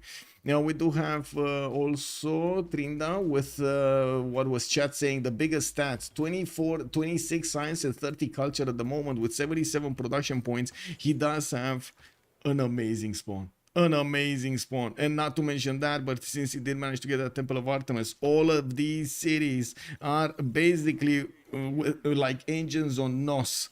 They're so good right now. And we do have a task for fish also with 10 science and 27 culture in a pen brush and voice gold, and he's still on 3 series, getting his 4th, 5th settler out and 6th settler out from Alpha. Also finishes Gavron Plaza with an ancestral hall, commercial hub, and right next to it he's going to get another one in Bravo, and of course finishing up those markets there, while he did put an encampment from the city of Charlie, so he could try to get one of those generals and try to smash over here against Kree. I gotta say right now, Kree does look like is much better set for the next part of the game with a lot more production. We do need to see how Stroke Z is going to use that production to get himself advantages over Task for Fish here. While we take a look in Rome's territory, he's still 5 turns away from getting his pyramids, and I do notice he's pulling down the encampment right now from Aquilea, not going for those campuses. He's going to get audience chamber in 2 turns from his capital, where I do notice the builder is going to start choppy there, snipping. We do have more campuses on the west side, and this is a +3, not bad actually, not bad at all. Interesting position of the Gavron Plaza though. I'm pretty sure he really didn't want to destroy this tile. And he probably wanted to chop it, but right now thinking about it, he kind of could have chopped it. Anyway, we could see him try to get the baths here, like a bath here, and get those industrial zones in between. We'll see how this develops.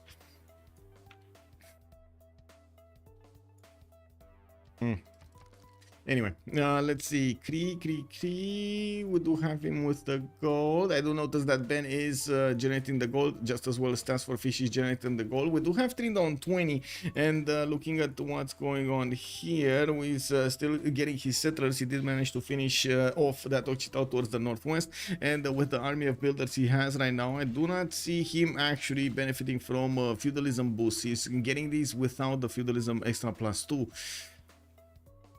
In his Gavron Plaza, did he wait? He did not put the Gavron Plaza down. He did. It's here. Audience chamber in Hobart, Gavron Plaza. Okay. And in that city, he does also have Magnus. Interesting. Okay. Looking at France, getting horses out, just one for good measure. We do have Darius getting his audience chamber from Constantinople. Very interesting choice. I would have thought he's gonna go for Wall's throne in his position, but it seems like he might actually have other plans. He does have one of these campuses that's gonna turn into into one next turn. Doesn't seem like he's gonna get that to a +3 easily. Anyway, from the south, we do see that Byzantium did start to chop a few more tiles here, at least one, and he doesn't have that many builder churches left. He's gonna start to get a horse in 110, and I think the big question is if he is gonna go on the offense or not.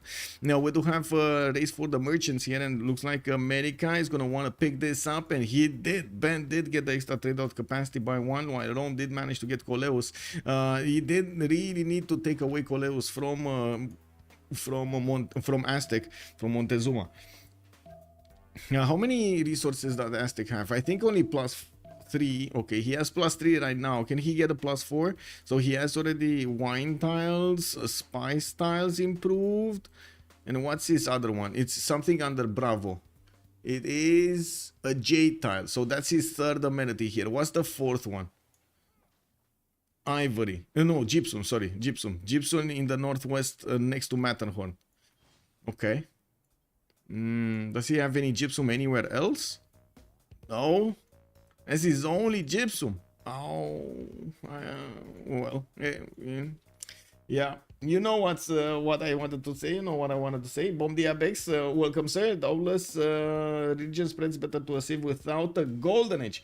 No, not really. I don't think so. Lucan, good evening sir and welcome. How are you doing? I think just basically who got defender. Yeah. Okay, we responded to that. Coming back to the game, we do have the other Byzantium getting Warlord's Throne, and I do notice Alexis Kremp is gonna start to get more horses out from Edessa. He might actually be eyeballing the city of Brussels here to take it away. We do have France also sending a few horses from there so he can protect the city of Amboise. We're going to need to see if Legenden is going to want to actually contest the city of Brussels. While we do have Alexis Kremp still needing to get his general out, he did manage to put down another encampment from Edessa. It looks like he is going to be looking for a fight soon. We do have him also getting a general project. Byzantium is on 25.6 out of 30 general points at 10 and general points for the general, I mean. We're going to need to see him recruiting that in the next 3 turns. God of War and Plunder in New Orleans. We do have him. We do have also Ben getting his horses out, and I gotta say right now Ben is going apprenticeship with feudalism coming out in 6 turns, getting a Pingala in Charleston. While I'm pretty sure he also has a masonry. We saw him chop the stone tiles. It looks like he's still waiting to actually get his second district in the city of Charleston. A bit surprising, but I'm pretty sure he just doesn't want to chop the stone tile. We do need to see when he's gonna get a builder there, if and where that builder is gonna go. We do have him settling those cities in the north. There is another settler here that doesn't seem like he's moving to the east side, right? Is he moving to the east? I guess he doesn't have actually a waypoint. Let's see, where is he gonna go? So he's going with the horses towards the southwest. He's actually okay connecting towards Australia. That's fine. He can, I mean, he has an ally over here. It's not that hard. Is this gonna be for trade routes? This is for trade routes. He's gonna go on the 1-2 tile for the trade routes. Okay. Okay, so both teams will actually have coastal trade routes. A much earlier setup from Trinda and Ben, while we do have Cree and Rome a little bit late on this. We do have a setter coming up from Aquilea in 4 turns. Oh no, he's switching to an encampment training project. He's getting the setter from his capital. Pyramids also finishing up next turn. Coleus is just scout right now. He doesn't even care that much of getting that, but I'm pretty sure he wants the silver for an extra amenity. That's why he's sending it to the north. Now we do have Australia 3.4 great scientist points a turn. America on 1.1, while in the merchant screen Cree is making 3.4. America is on 9.2. That smells like God of War and Plunder here. Oh, smelly God of War and Plunder. Well, more horses are coming out, and I'm actually curious if Ben is going to try out a quarter timing attack against Byzantium, since the stats between them should actually grow quite further apart, I would say. We do have Ben on 17 right now. Darius is on 13. Ben is a 30 culture. Darius is on 21. And we do have 63 production for Ben, while Darius is on 48. And this is not even the final form of America. We're going to see a lot more cities being settled, and I guess corn being 8 or something. When vote? Okay, yes, let's actually put up the vote over here. Thank you for reminding me. Start a prediction for who will win. On one side we do have COC, on the other side we got team 2, and submission period for 30 minutes. Let me actually put it up also over here on YouTube. Start a poll. Who will win? On one side COC, on the other side team 2. There we go. Welcome everybody on YouTube. How is everybody doing? Hello YouTube. Good evening. Are you starting your Friday nicely? I hope so. Okay, let's see what's going on over here. There we go. Pum. I've made it in time for the vote. The Leon. Yes. Yes. Let's go. Okay, let's see, what do we have here? What do we have here? This is the most important part, right? The encampment training in 2 turns. We do have the horse of Byzantium also appearing over there through the rainforest. Peekaboo! And the Byzantium archer is gonna need to, well, cut it down.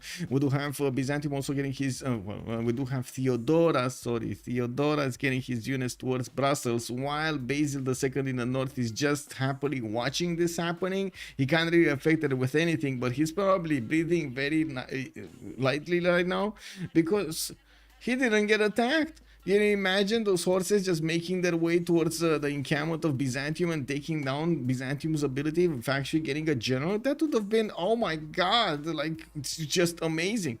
You know, we do have a general already from Alexis Krempen. We do need to see if he's actually going to pursue the city of Brussels way before everything else. 2, 4, 6, 7 cities with Brussels is going to give him a good base for his upcoming game in the mid to late game. That's what he's eyeballing, trying to push that opponent of his at a much later timing. Right now, since of course there's not much difference in the stats between him and Darius, we don't really have him with any kind of advantage when it comes to technology. This will definitely, certainly change when it comes to so many cities that could get so many districts and so many bonuses.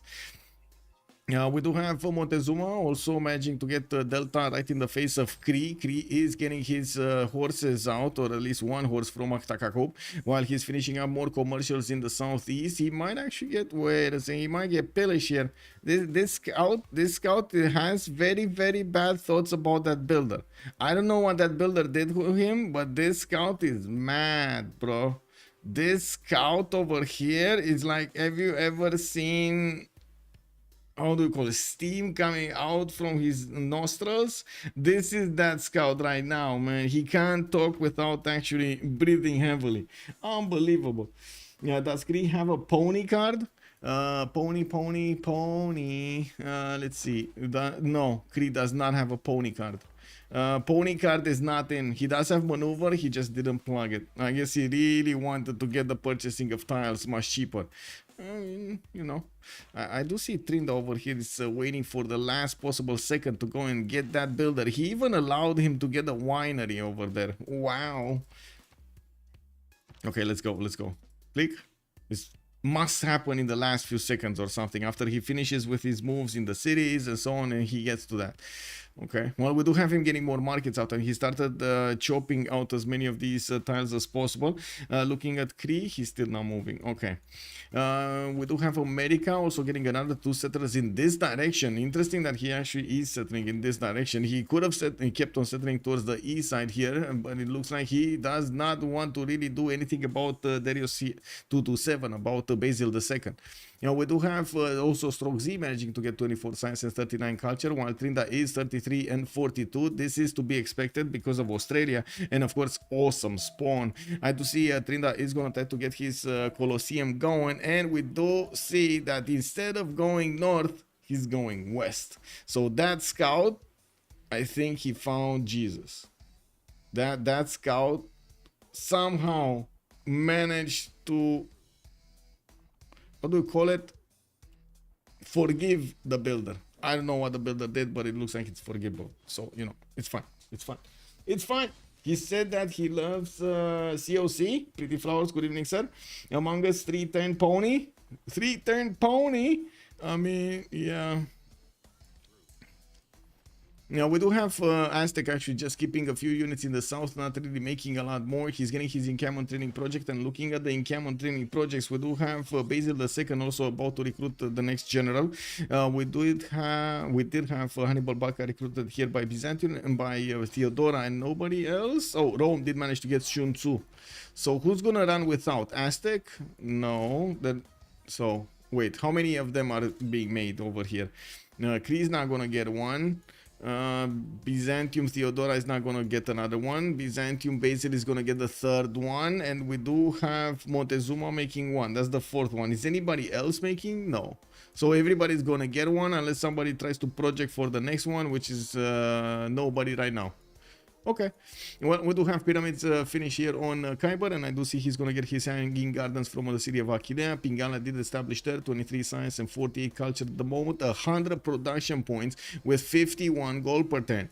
I'd also noticed Trinda is starting to ramp up his gold per turn. He did improve the majority of the tiles that would give him gold, and he did go for commercials right afterwards. We're probably gonna see him going to a free inquiry gold range in the next part, in the next era.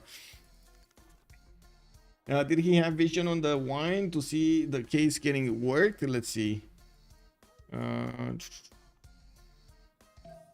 Yes, he actually saw only that wine.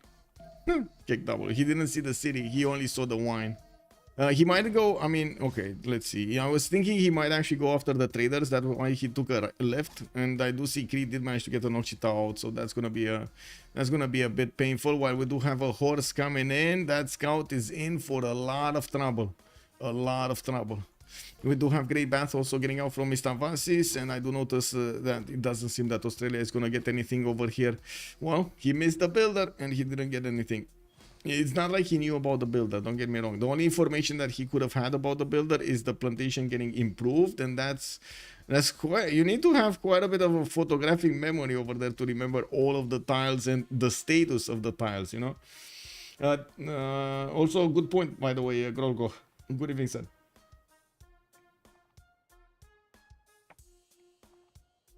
You're going to vote too just for the odds? Okay. Brussels has been defeated. That's Theodora taking on this city-state, and I do see that he's actually going to open up front line with France. Not really ideal, especially since he needs to deal with Byzantium, his brother to the north. Now, we do see hippodromes are starting to get out from Basil II. Darius is going to put the first one, but not finish it here from Sinop, and I'm pretty sure he wants to get them in the other cities. He did manage to not get a general. Wait, what? Wait, what?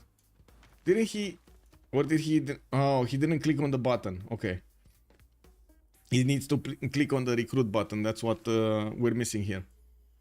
Okay, well, he did put Bingala in one city, Magnus in another, Moksha in another, getting those extra culture points, extra science points. Not yet, he's still on 15 science, and I do see that his general is going to be sent to the north. He might be looking to take down Mitla, since Trinda is establishing a money in that city center. He does want to take it out as he can actually take it. Can he even take this city down? There was 2, 4, 6 archers with 4 warriors and a heavy chariot in a single city center. Man, this city hasn't been building anything other than units from the beginning of the game. Like, really? How fast are you building stuff, Mitla? We're barely 1042. Wow. Yeah. Anyway, let's actually take a look also on Ben, still simming, getting his libraries out. Looks like he might actually take over the city of Volin. He does have quite a few horses going towards the west side. This does open up for him a possibility to get the attack going on Khyber, which he might actually not even think of, him being attacked here from the east side. He will probably have his full focus on transfer fish on the west, and of course a possible attack here from Ben through Volin and through this not so flat land, but not so hilly land towards Ostia might actually be what breaks Rome in half. Now we also see Trinidad did manage to jump up to 66 culture here, getting his arena in the city of Canberra in the entertainment complex. He's waiting to get Colosseum. I mean, he's gonna be like what, +9 amenities. He's already on +6 and getting that 16% bonus. I do see him getting commercial hub investments. He's gonna look to get a few merchants. I'm pretty sure they're still fighting it out. You can head out for those trade route merchants, and right now I don't see the next one being a trade route merchant. Anyway, now you never know when it's gonna pop. Byzantium general, the other Byzantium general, Rome general, and Aztec general. Okay, so the ones fighting basically have a general except France. France doesn't have a general. We do have France getting victor in the city of Amboise, and I still don't see him putting down encampments anywhere. We do have him also finishing up his campuses and managing to get 27 with 27 in that Pembrashen Voice Golden Age of his. We do need to see a lot more cities coming out. This is him being very late on cities. This is his fifth city and that's it. Fifth city and that's it. 74 production, while his ally, for example, Strokes is on 120. We do have Trinda 124. Those are basically the two seamers of his team. But there is a major difference. Trinda is full free sim, while Kree can get attacked by Montezuma. That will be a problem. And they also will get to fight each other later on in the game. We're going to see who's going to get against whom. Darius 227 still on 3 cities of his own, but managing to make a few more of these settlers. He's finding out that Mitla might be a bit too hard of a nut to crack. Yeah, I mean, we need a proper nutcracker here. Have you seen a proper nutcracker? Did you hold a proper nutcracker in your hand over there? You just... Oh, the satisfaction and nothing cracks. It's Warlords. Impressed 2-1. Wait, what's Warlord? What is Warlords? Team 2 odds are 1 to 10. Oh, Mitla going for military victory. Yes, he is. The COC is very big. Chances of victory about 90%. Oh my god. Yeah. I mean, you know, sometimes you get this, sometimes you don't get this. Darius 227 is starting to lose gold, but then while I do notice Alexis Kremp is still positive in his gold. Not that he actually built commercials or anything, but he did have more resources that would give him gold per turn. We did have him also with a lot of food coming up from Torres del Paine. Managed to put 3 cities over there and getting a lot of faith per turn. Not that much faith per turn actually. He's on 29 faith. He didn't keep on getting his holy sites. For example, Nicaea doesn't even have something as a, yeah, he doesn't have something as district being chosen. Now we do have also Alexis Krem starting to go against France. That is the easier target than his next door neighbor, because France does not have a general. France does still get his extra +3 on opponent's movements. That is basically nullified by the taxi straight +2, only +1 remaining. Of course, Alexis Krem is still going to have an advantage over here against his opponent. We do need to see if Legenden is going to be prepared for this. He's trying to get the walls and pulling down Victor for those extra defenses. And Alexis Kremp is not going to take any prisoners. I mean, he can definitely bonk against horses, take down these ponies of France, and try to get them into real stallions. Make them stallions. Billy approves? Wait, who's Billy and why is he approving? That's 1, and that's 2. Oh, the horse actually survived.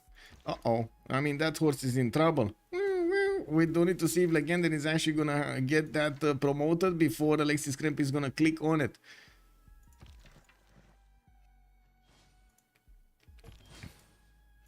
No, yeah, he's gonna get out of there. Okay. He got it out of there. We did have Darius trying to see if he can actually snatch something here as a trade route, but it looks like he got pushed back hard by Alexis Kremp's horses. While I do see Holy Site being built in Brussels, we don't really have that much of a way in for Alexis Kremp into the Empire of France. Well, he did try. You can't really fault him for trying. Looking at Australia here, Colosseum is coming up in 6 turns, and yes, I do see him improving some more of his amenities. To the north, we still have Ben just settling everywhere. He's gonna get very big as quickly as possible. 2, 4, 6, 7 to 8 cities. No, 7 cities over here, about to take a Volin for the 8th. And yes, he's gonna still have cities to settle on the east side, even to the direct south of New Orleans. He definitely wanted to spend so much time. I mean, I don't think there is any logical reason to go and take Volin so far away across the mountains on the west side if you're not planning an attack on Rome. You know what I mean? Like, it's... Maybe I'm wrong on this, and I would like to start a discussion. Tell me your opinion if you think Ben does have other plans. If the mountains, for example, the fact that he's going to have like amazing campuses around these mountains is the reason he's just hugging the mountains, getting his empire around them, or is it a reason because he's preparing his infrastructure for the next part of the game? He does want to have the opportunity to go against Rome at the same time as Aztec is probably going to prepare an army here. Colosseum plus Artemis. Yes, Colosseum plus Artemis. Let me actually take a quick look back over here. We still have him on +6. I'm actually thinking right now, is this worth taking it away from an ally? if he already had a +6, but I guess he will go in population, growing population quite quickly, and he will need more. Is this worth? I don't know. I guess it is, right? It is what it is. Yeah, looks like Byzantium actually got a few units right next to France and passed them through, waved them by. He's gonna go towards Thessalonica and he might actually catch that city with his pants down. We do need to see if he's also gonna manage to push from the south. It looks like that horse of Darius 227 is actually quite damaged over there in the marsh tiles. Not really the ideal tile to try to fend off attacks. Well, Alexis Krem did hesitate and that horse got away. We do have also Alexis Krem figuring out that, wait a second, I could just, you know, stroll by in my opponent's army and maybe see if I can take a little bit of coffee from him. Well, we're going to need to see if he's going to manage to pillage anything here, and I'm actually very curious if Alexis Krem is finally going to attack from the south. I mean, he has the horses, he has the general, he's just not moving. Oh, this is the perfect time to attack Byzantium, right? This is Kremp. You need to seize the opportunity. Oh my god, beautiful. He's just spreading that religion everywhere. Eastern Orthodoxy just getting smashed over here in the cities of Byzantium. Who's first between America and Rome? Anyone else going for Colosseum? General? No, nobody else is going for Colosseum. Good evening, sir. I guess let's see. Wait. I didn't see anybody, but let me double check. Yes, there is somebody that's going for Colosseum. That is Kyber. And by the looks of it, he's not gonna get it. Is he gonna get it? 6 times here. How many chops? 1, 2, 3, 4, 5, 6, 7. I mean, he doesn't have the builder charges. Oh, that's a +6 charge builder. Okay. He still needs to get, first of all, the arena chopped, and then he's going to need to start building the Colosseum and so on. 129 production. That's a capital of what's this? 25.5. And what's that underneath the capital? That's a gypsum tile. He actually settled on a gypsum tile. We didn't catch that earlier. Is Rome the most big civ? Yeah, probably. Probably the most big civ, yeah.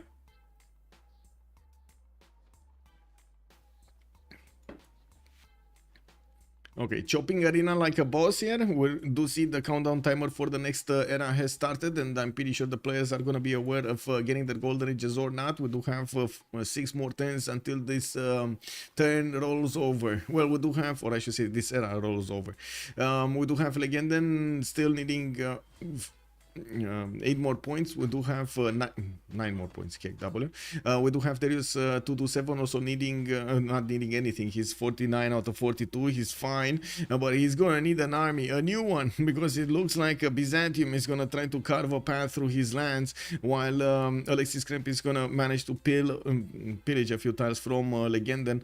I do see one of his horses did die, unfortunately, and I do notice that Legenden is quick on his feet to actually on the buttons to get some chops over there on the horses and manage to do the damage. While Alexis Kremp is fighting these units defending the city of Sinop, by the looks of it, his horses are going to be good enough to keep on attacking into his opponent. We do need to see if he's going to manage to flip the religion of his opponent, but still not going to help him that much. Defender of the Faith, not the same as Crusade. Just not the same. In the Eel Stab, he managed to get to 30 and 41. Darius is only on 24 and 24, while both of them do have 32 faith per turn. Alexis Kremp will benefit from the strongest production, 94 production points, while Darius is on 67. I'm pretty sure this is more related to city count than anything else that he did special, but again, city count is very important. And looks like Byzantium, Darius 227 with Basil II is going to take the city of Mitla down. That city is going to require some sacrifices from his horses, but there are so many units here that he can definitely do the damage. Now he did, wait, did he lose any? They're very damaged, but I don't know if he actually lost any unit here. Nobody got Crusade. Actually, nobody got Crusade. You know who got Crusade? America got Crusade. America got crusade. I mean, you know, let's see the Rough Riders take down Rome, because that's what's coming, right? That's what I feel over here. We do have Volin, San Francisco. Come on, I mean, what is Ben waiting to actually attack that city center? The perfect position, the perfect timing. Well, we do have the trader being connected already. Volin is connected to New York, and that connects him to the capital city. And I do notice he still is getting settlers from his city centers. He wants to keep on expanding and getting as big as possible. Another 2 settlers are in the build queues right now. He's starting to get his heavy chariots out from his other cities and moving them towards the west side. He did declare war on Volin, taking that city down. And by the looks of it, he's going to creep closer to Rome. While Rome is actually not chopping his arena, he wants to chop the Colosseum. Oh my god. Can he chop it? Can he chop it? Can he chop it in one turn? No, I don't think he can one turn it. Can he chop it in one turn? 1, 2, 3, 4. He has 5 chops.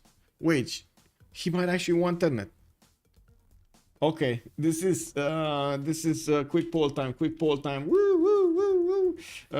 Who is getting Colo? One is Rome, the other one is Australia. Let's see, stream chat right here, stream chat right here. 1 minute, 1 minute. Let's go, let's go. Chef, hello there, sir, and welcome. Blaze Cat Games, good evening, sir, and welcome. It's basically impossible. Ooh, Mitla, whoa, 5 archers, yes. Yes, indeed. What is Rome's government? It's an audience chamber.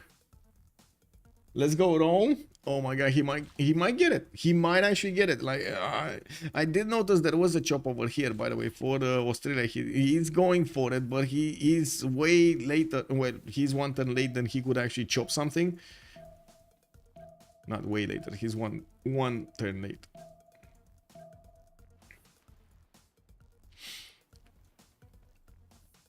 Okay, looks like the war between the two Byzantiums has fizzled down. We do have a very enraged France over here to the east side, and I'm pretty sure Lengenman is not gonna forget what Theodora did to him. While I do notice that, wait, we got this.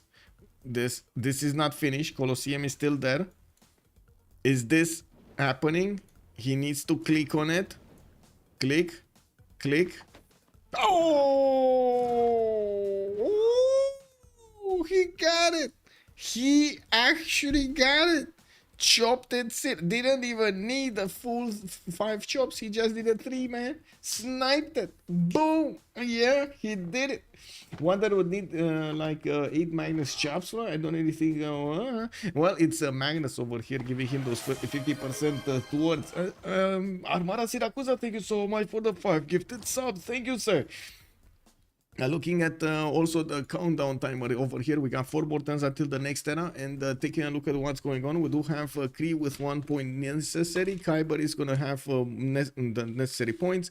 We do have also Alexis Kremp getting his necessary points for the Golden Age. It looks like Ben is going to need 3 more points. Trinda, 3 more points, and Task Force Fish, by the looks of it, he's actually eyeballing a Dark Age. He's eyeballing the Dark Age.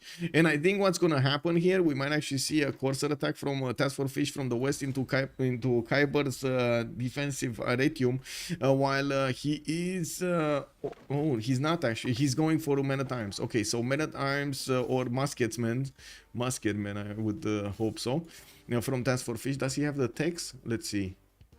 Task for Fish Construction, Divine Right, he's on 33 and 51. I don't think he can hit muskets, but I'm pretty sure he can hit the Men-at-Arms, and they're gonna be quite strong against Rome. He does one tandem from his captor. He's gonna get the general for them. At the same time, we're gonna have the American army getting ready in the city of Volin. He already has a few pre-builds there. He's getting more. We got heavy chariots pouring through his from his capital city towards the west side, and we do need to see if Australia is gonna wanna get in the action and try to do some more damage to Kyber with some of his own units. Australia, after he did lose his Colosseum, he's starting to build the Oracle in the city of Canberra, getting that a little bit of production from the lost water of Colosseum. While I do notice he's starting to put down his theater squares, he's also going to get a holy site in the city of Hobart to get a religion. Well. We do need to see who's going to manage to get the golden ages here. Aztec here is going to have...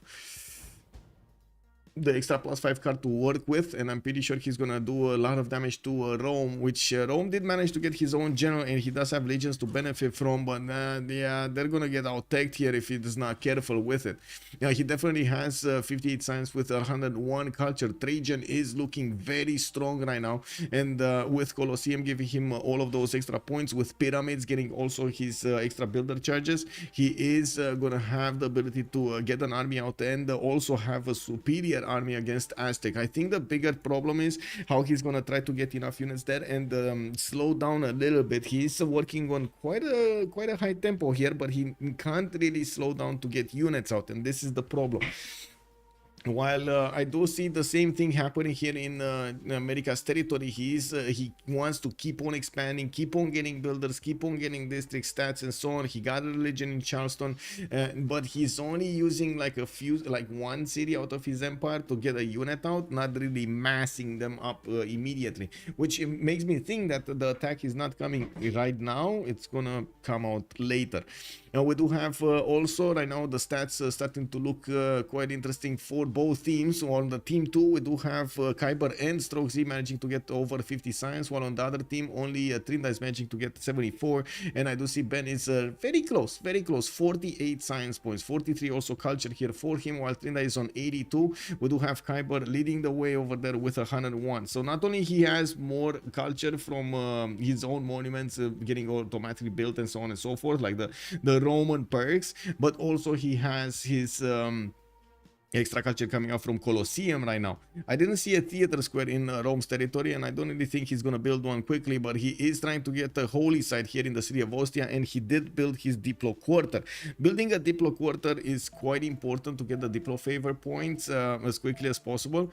Oh, wait a second, task for fish. When did you get here? He does have Borica. He didn't stop at the stop sign, and it looks like Kree is gonna need to protect a Kakakup.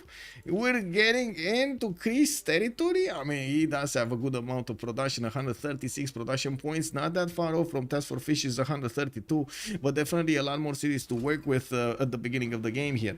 Now we do have Task for Fish also getting into pillage his tiles and his opponent's tiles, and benefiting also from the fact that we didn't have a defensive line being created by Kree, so he could stop this attack from happening.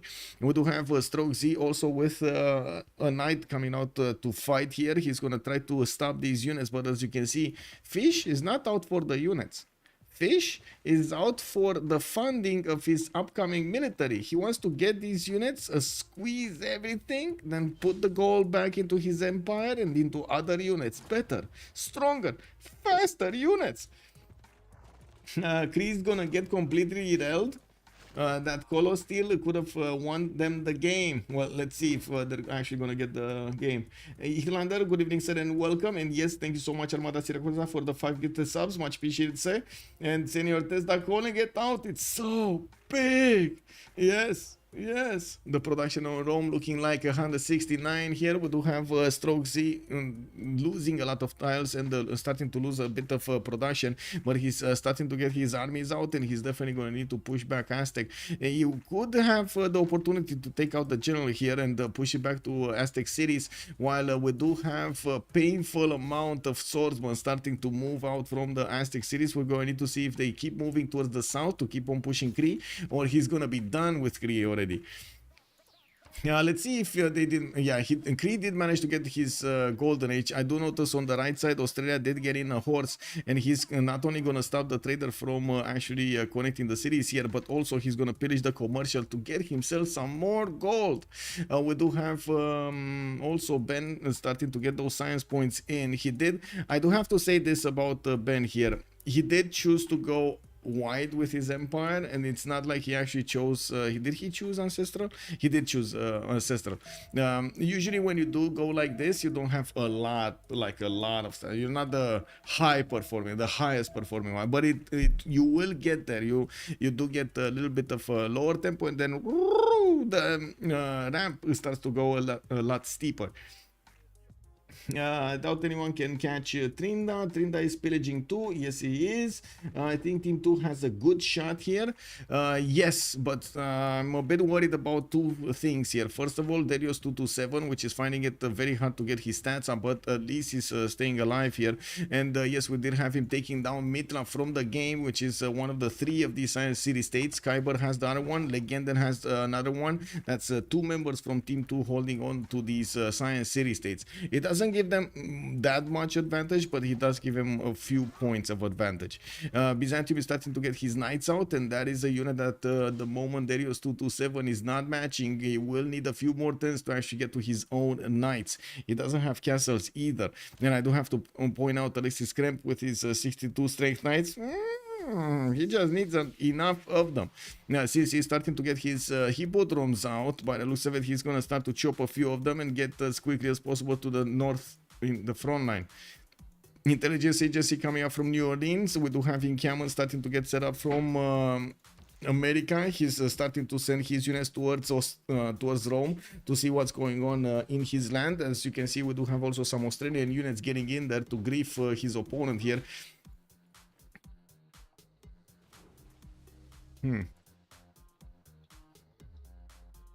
Okay, the fish getting swordsman out.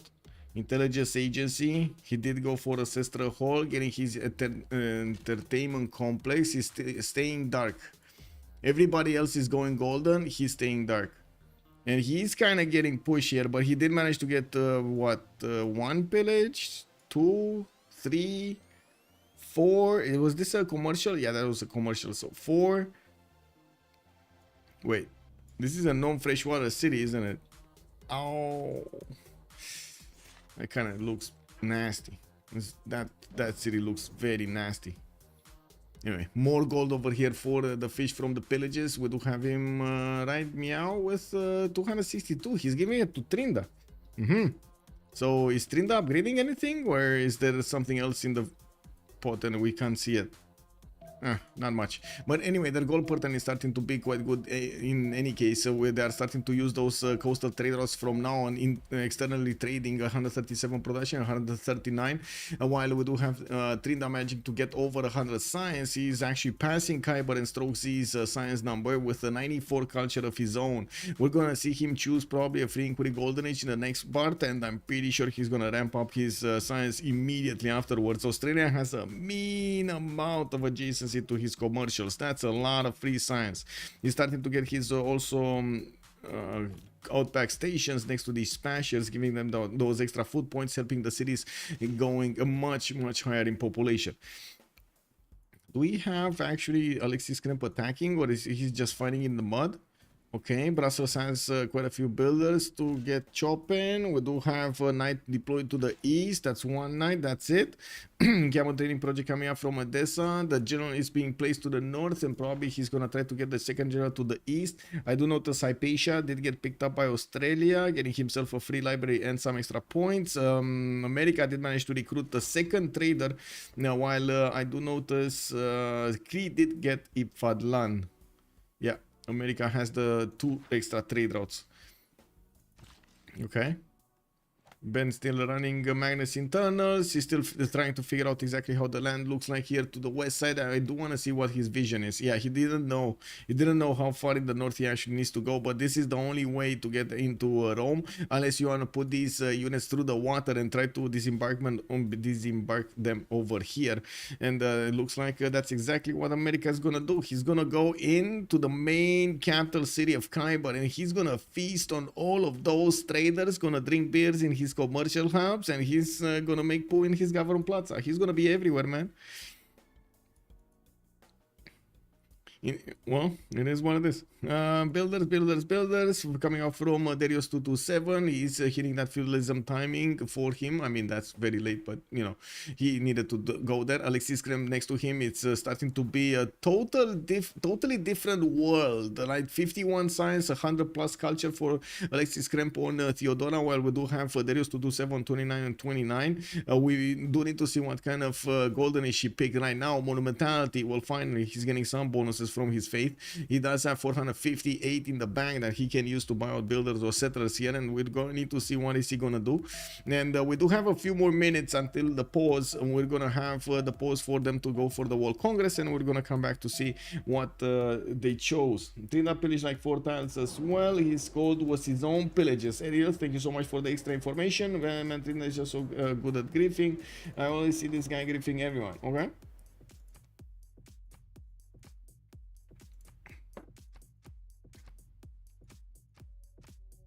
Okay, so we get 2 minutes and we're coming back to see what's going on over here between them. Let's actually move the screen here.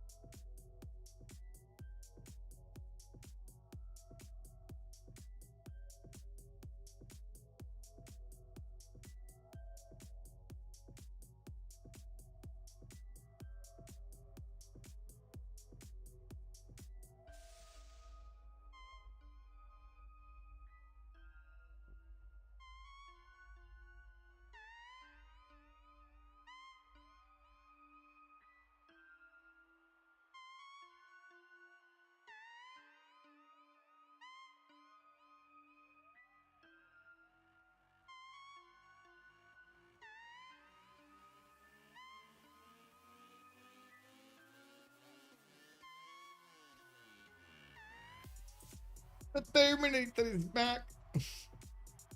53 apprenticeships. Yeah, that is really struggling, man. That is a big struggle there. God of the Forge, by the way, has been chosen by Aztec. We do have him getting his intelligence agency in 3 turns, and yes, I do see he's gonna get that entertainment complex soon. He did manage to get the Matterhorn city, but did not get the builder there to improve those amenities. He's gonna get that +4 soon. Did he get? No, got his legacy, great general, and +3. He's still on +3. Getting another encampment project. The majority of his army with possible men at arms here upgrades from the swordsman is actually being deployed towards Rome, while Rome is starting to get his heavy chariots out. This might not actually help them. We do have Rome going through another expansion phase, trying to get from 7 cities to 10 cities or more, and I do see him keeping up his markets and getting new industrial zones. He did put this is a bath. What is his industrial zone? Here, and he's gonna get another industrial zone probably from Rome here or here, one of the two. Anyway, I was actually expecting him to get the industrial zone here from Ostia, but I guess he didn't really want to wait for the 10th population to get that going. Looking at also the American units, they're going through the water to disembark in Rome's land. In the Congress Harbor, 100% production towards buildings constructed in the district. We do have Rome also getting +4 gold for test sender, and Theodora against 2 diplo points. Theodora could easily be going for his Mahabori temple. We do have him with possibilities to get the holy site next to forest and start building that for himself. While I do notice he's gonna have water here to the east of in the Bay of Seine, Bay de la Seine, and so he could actually get a Statue of Liberty if he really wants to go diplo. France is also building up a lot of pre-built coursers here next to the city of Amboise. So we do have him also getting some archers to help him out push, and he's gonna get terracotta army. He has 2 spies. One of them is gonna turn into a level 2. Yeah, we got Noel, that's gonna turn into a level 2. Capped Burger still works, so on and so forth. Definitely gonna turn into a level 2. Ooh, I guess we're gonna need to see Byzantium over here hold his horses, because we might see France pull his pants down.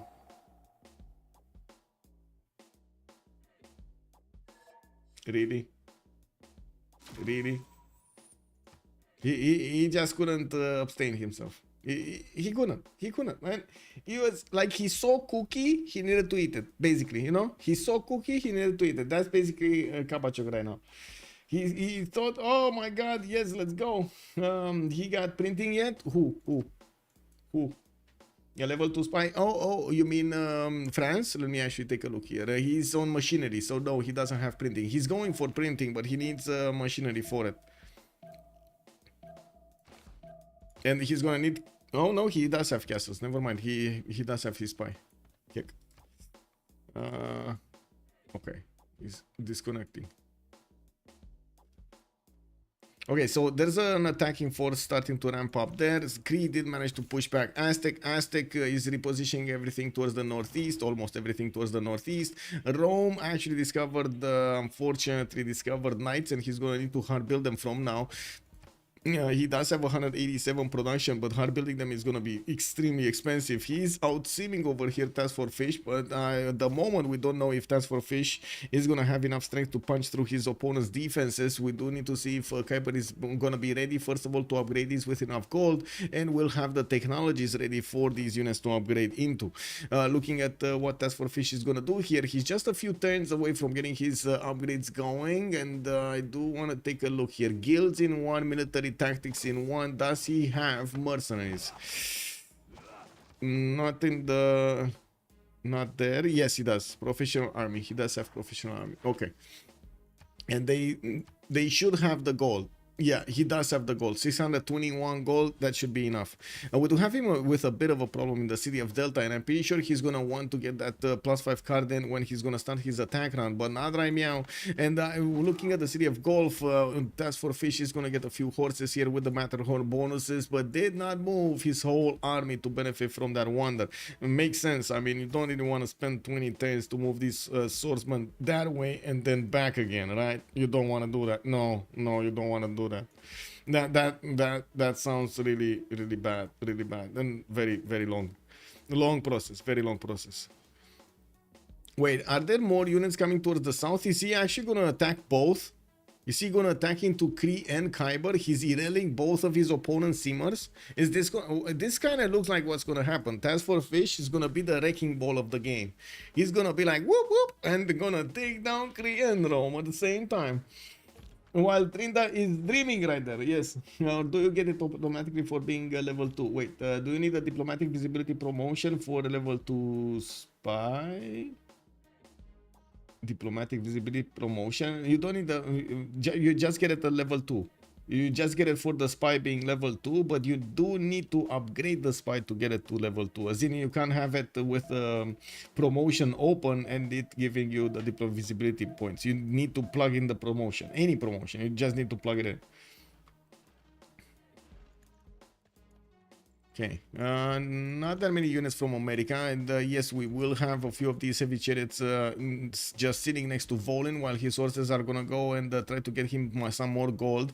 We do have settlers moving towards the north of Rome, and he's still trying to get his intelligence agency, while I do notice the level 2 spy of France still needs to actually get into the lands of Alexis Kremp. We do have Tagmas coming up from Byzantium from the north, from Darius, and well, he does have quite a few heavy chariots to help him upgrade. He's trying to get as many Tagmas as possible with his hippodromes, and he's deploying them towards the south. These will help him defend, not only that, but also try to push back into Byzantium here. I think Byzantium has a few problems, especially with the French units from the east, but I wouldn't really say he's gonna be in big trouble. Has some problems, you know, not big troubles, just some problems. Kree over here. What's his archer count? 2 archers, 3 archers. Okay. He's getting his builder in the southwest. Did actually settle Motalace Canyon for a little bit of extra culture, and I do see him with 125 science. 1 point bigger than Penbrush and Voice Trinda. Trinda did go for 124 science and 108 culture. Looks like he's confident that he's going to keep his culture up against his opponents, even with a Penbrush and Voice Golden Age. He is putting down more of these theater squares and getting them pretty well with +2 and +3 bonuses.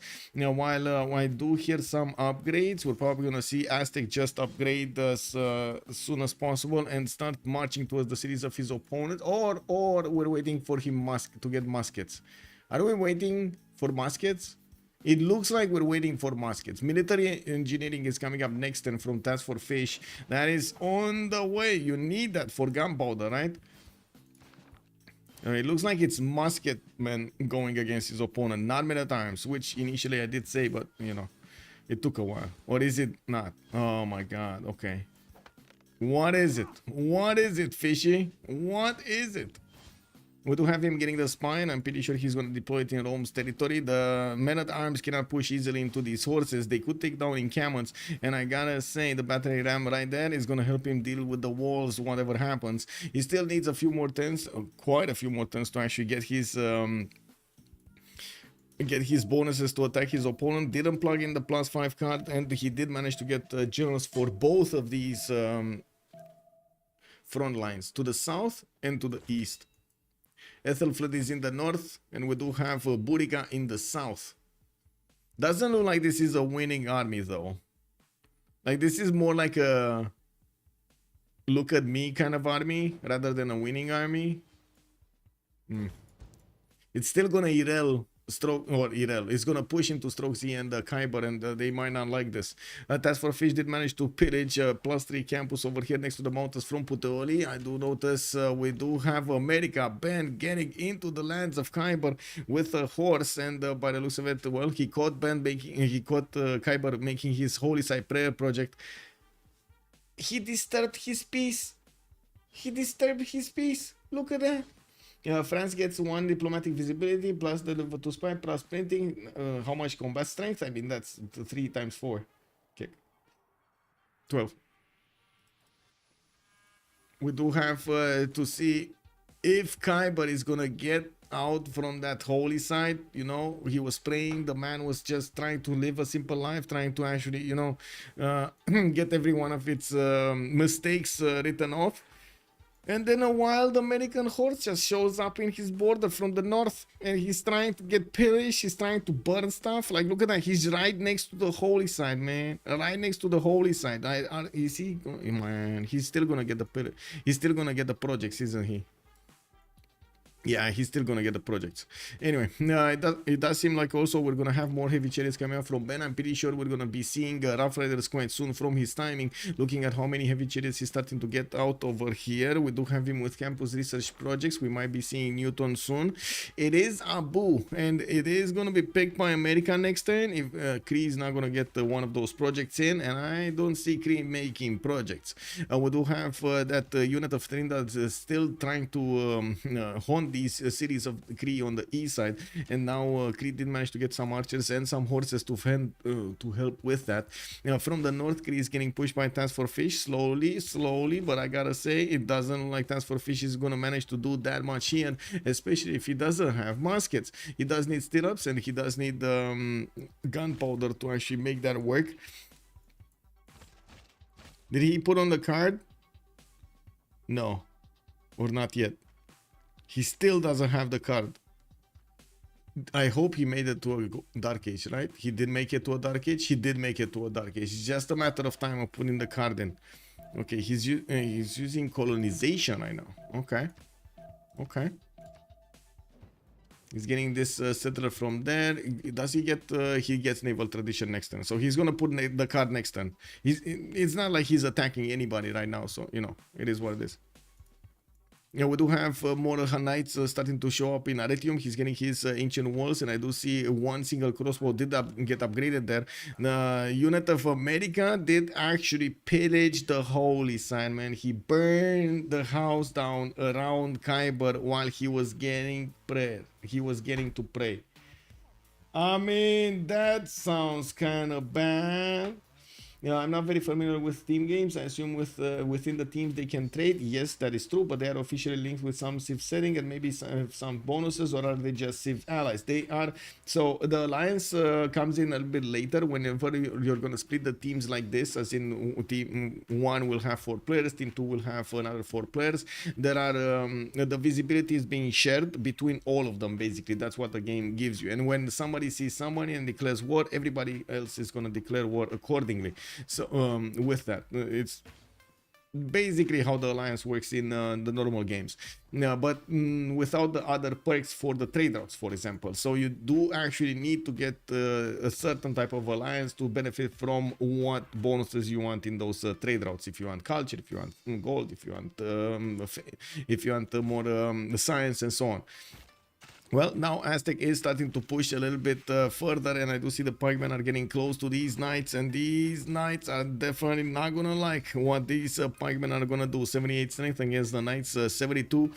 We do have him plugging in the +5 card, and he started marching towards the south, towards Stroke Z also with his men-at-arms. These 69 men-at-arms do deal a lot of damage to the horses of his opponent, but not so much against the knights.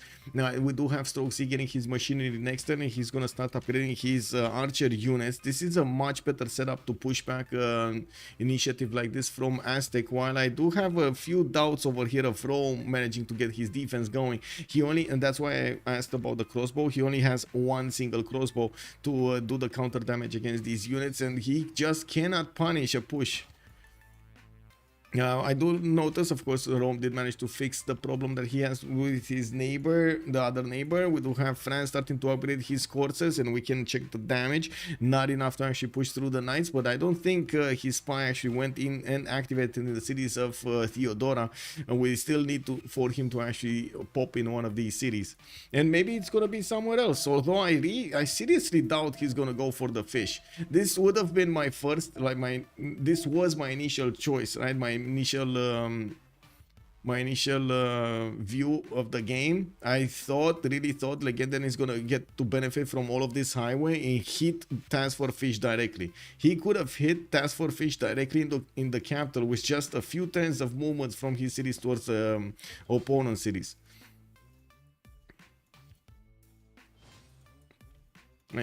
Okay, well, I guess we're gonna need to see what will happen here. Legendary is gonna go on the offense, definitely getting those catapults out and getting another wave of builders here soon. Okay, let's see, is anything happening here? Ooh, Men-at-Arms actually pushing through, and look at that, the knight is in an awkward position. We do have only archers from Strozy starting to shoot. He did get his upgrades on the archers, what I should say, he did get the upgrade button for the crossbows, but did not manage to put the gold in. He's keeping that for himself here. He needs a lot more gold, only benefits from 127 per 10. Kyber is on 82. We do have Darius losing 15 gold a 10, and Legendan is only on 3 gold. They needed to upgrade France, they need to upgrade Cree, they need to upgrade Rome. They just cannot handle the gold pressure at this moment in time. We do have the Men-at-Arms of Aztec also wrapping around the Legion of Rome, and it looks like that one is gonna get 3-shot here. While I do notice Rome did manage to take out one of the Men-at-Arms from the north. He is putting another heavy chariot in there and sending more units from his cities to try to help out with the defense. Now we do have the American armies getting ready in the city of Volin and San Francisco, going for siege tactics in 2. He just keeps on building, pre-building over here. He knows he will have the gold from his teammates and from himself, 130 per 10, with Trinda making 191.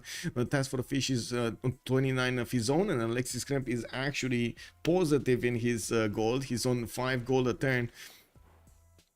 Now we do have also Byzantium over here, or I should say the two Byzantium nations putting their armies next to each other. Looks like France somehow was allowed to punch through. Oh my god, he caught Alexis Kremp when he was retreating. Oh, this is terrible. Alexis Kremp lost his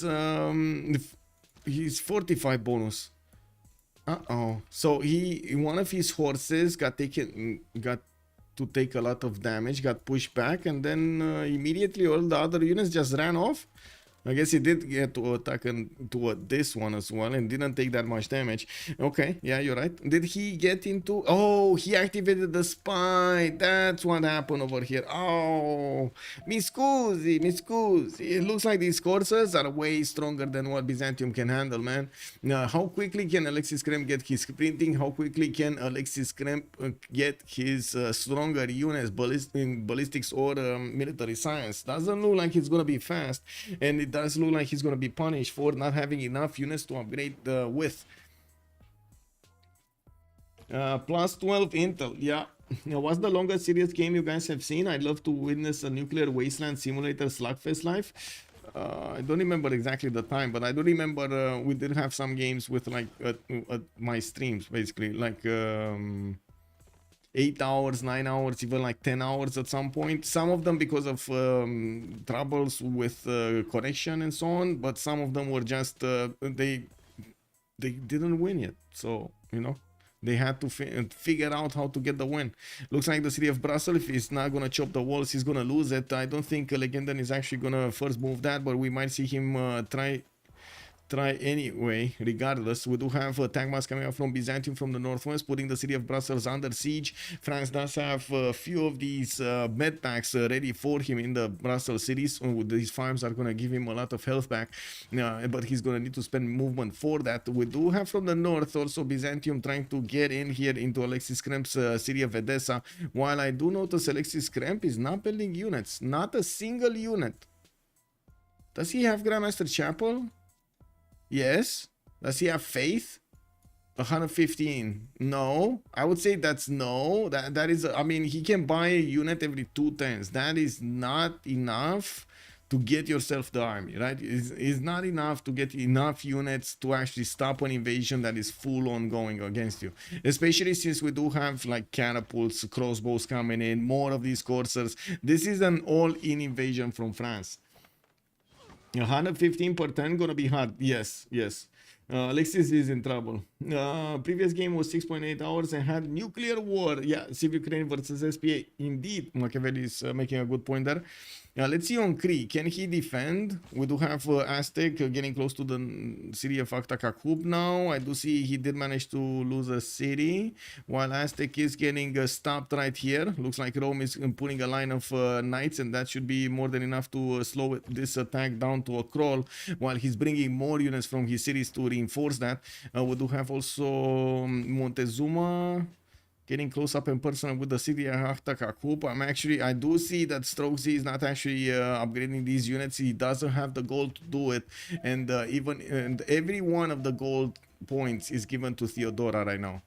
Wait, no, wait. He does have 234 gold. What is he missing? Does he not have like what is he missing here? Why is he not upgrading? Does he want to keep on shooting so he deals like 10, not even 10 points of damage against the men-at-arms constantly? This is basically death by 1,000 needles, right?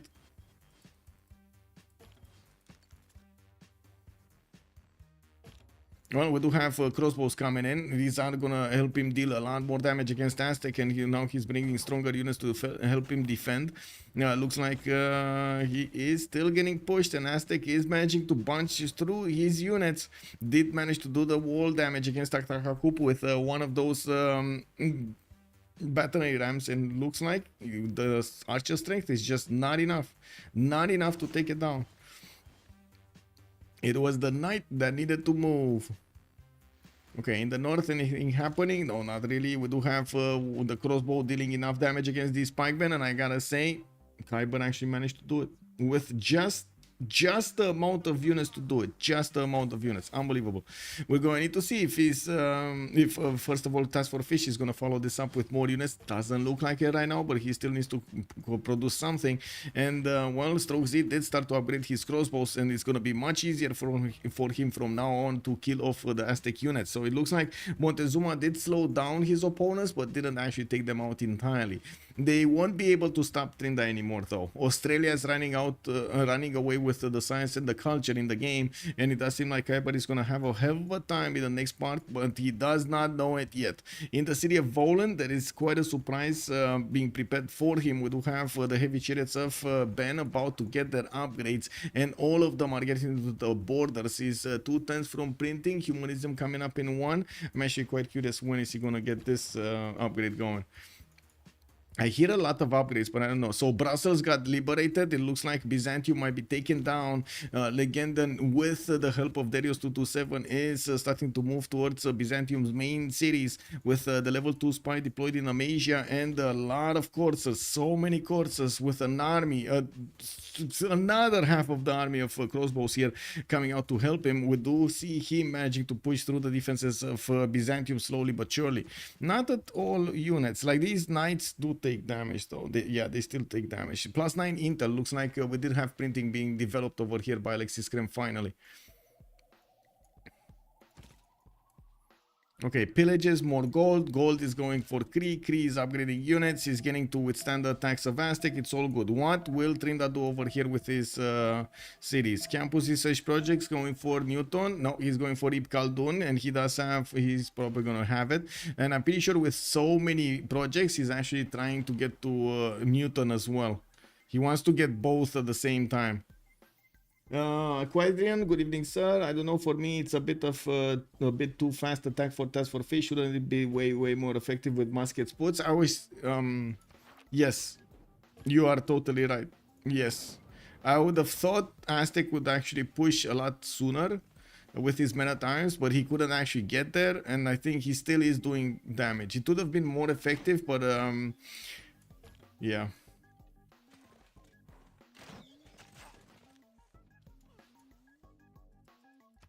Is he gonna manage to take a city down?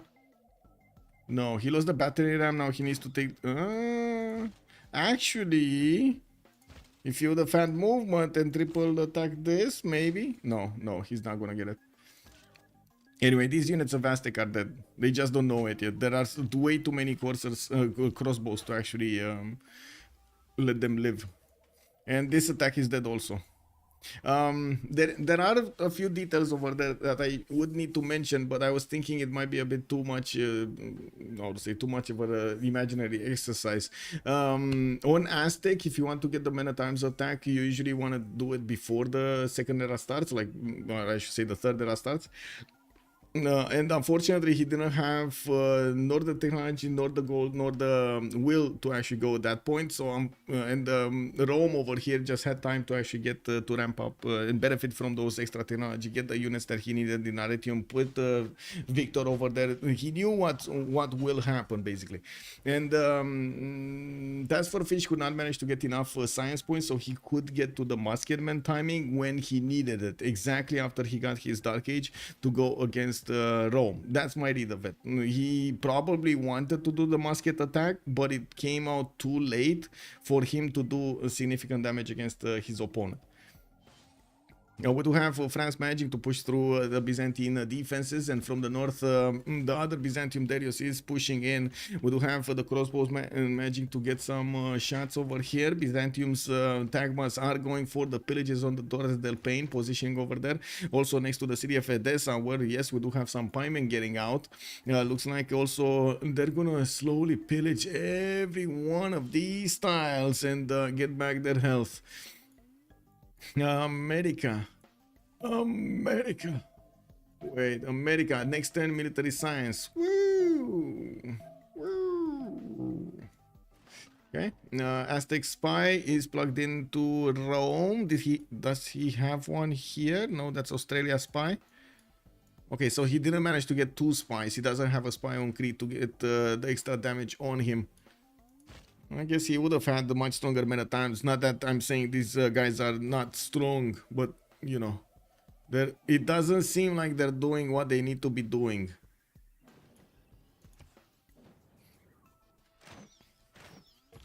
Fish and Alexis are Irel, can Trinda carry. I think with his advantage over here in the science and in the culture, I think he should be able to carry this. Of course, not in the sense that he's gonna get to be alone in the game. That would be quite hard for him, but otherwise, if he does have the military alliance showing up and at least 2 other allies, he should be fine. Should be more than fine to keep on simming. Now, it also depends a lot on what America is gonna do against Khyber, because Khyber has only 2 units to the east in front of 2, 4, 6, 8, 10 American Rough Riders. Well, when they're gonna become Rough Riders. Kick.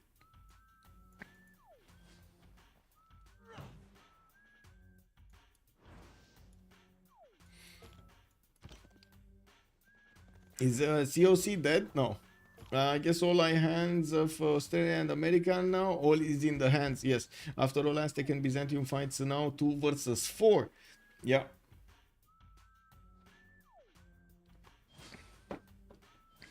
Well, I don't think Byzantium is gonna die here. I don't think Alexis Kremp is actually gonna die. He's gonna get pillaged. He's gonna get ruffled a bit. He's gonna have his feathers ruffled a bit.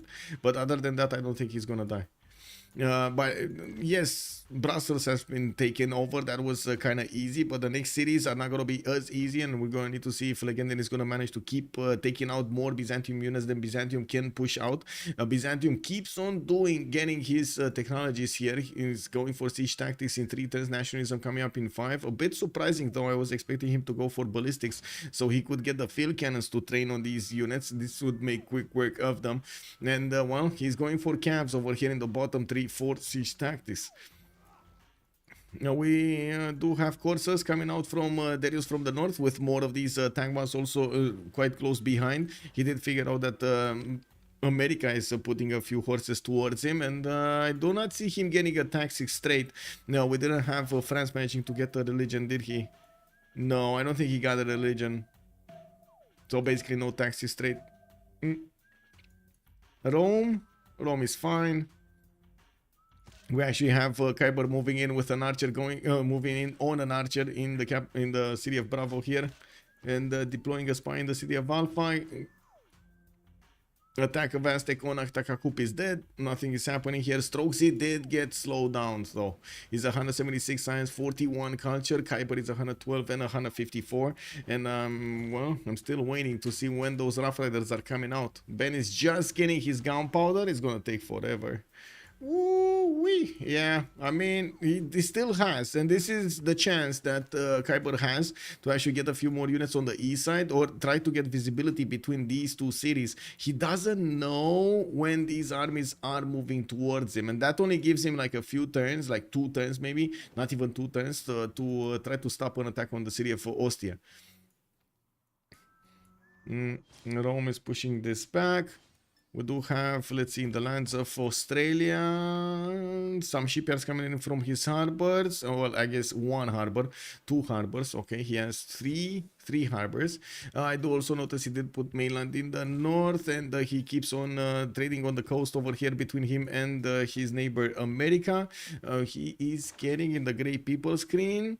He did manage to get both. No, Rome actually got Newton, and then we did have Australia picking up Ibn Khaldun here for the extra 2 housing points and 1 amenities in the city. Not to mention the non-food yields giving him 40% more. That is very big, by the way. And he's still on +6, but not in all cities.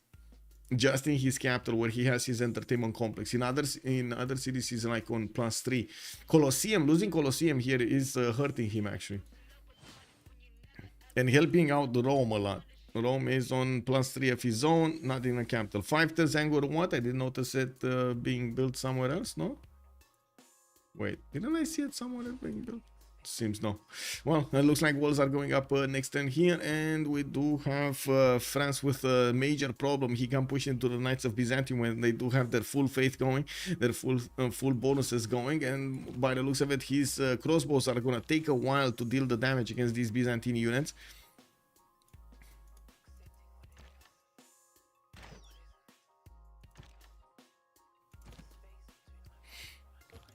Oh. +6 intel. Well, that advantage that France had at the beginning with the +12. Wait, is that Task for Fish? Oh, Task for Fish stole a settler from France? Is that Task for Fish? That kind of looks like Task for Fish stole a settler from France, right? I don't think he's going for a safety settler somewhere around here. That's just not happening.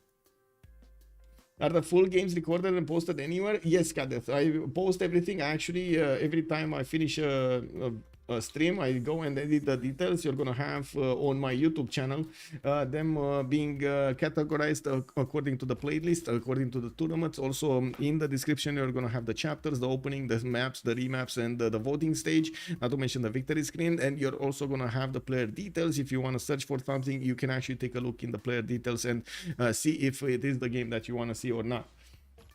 I also, on my Discord, you can take a look in the Replay Central. I made a channel that is dedicated to getting, I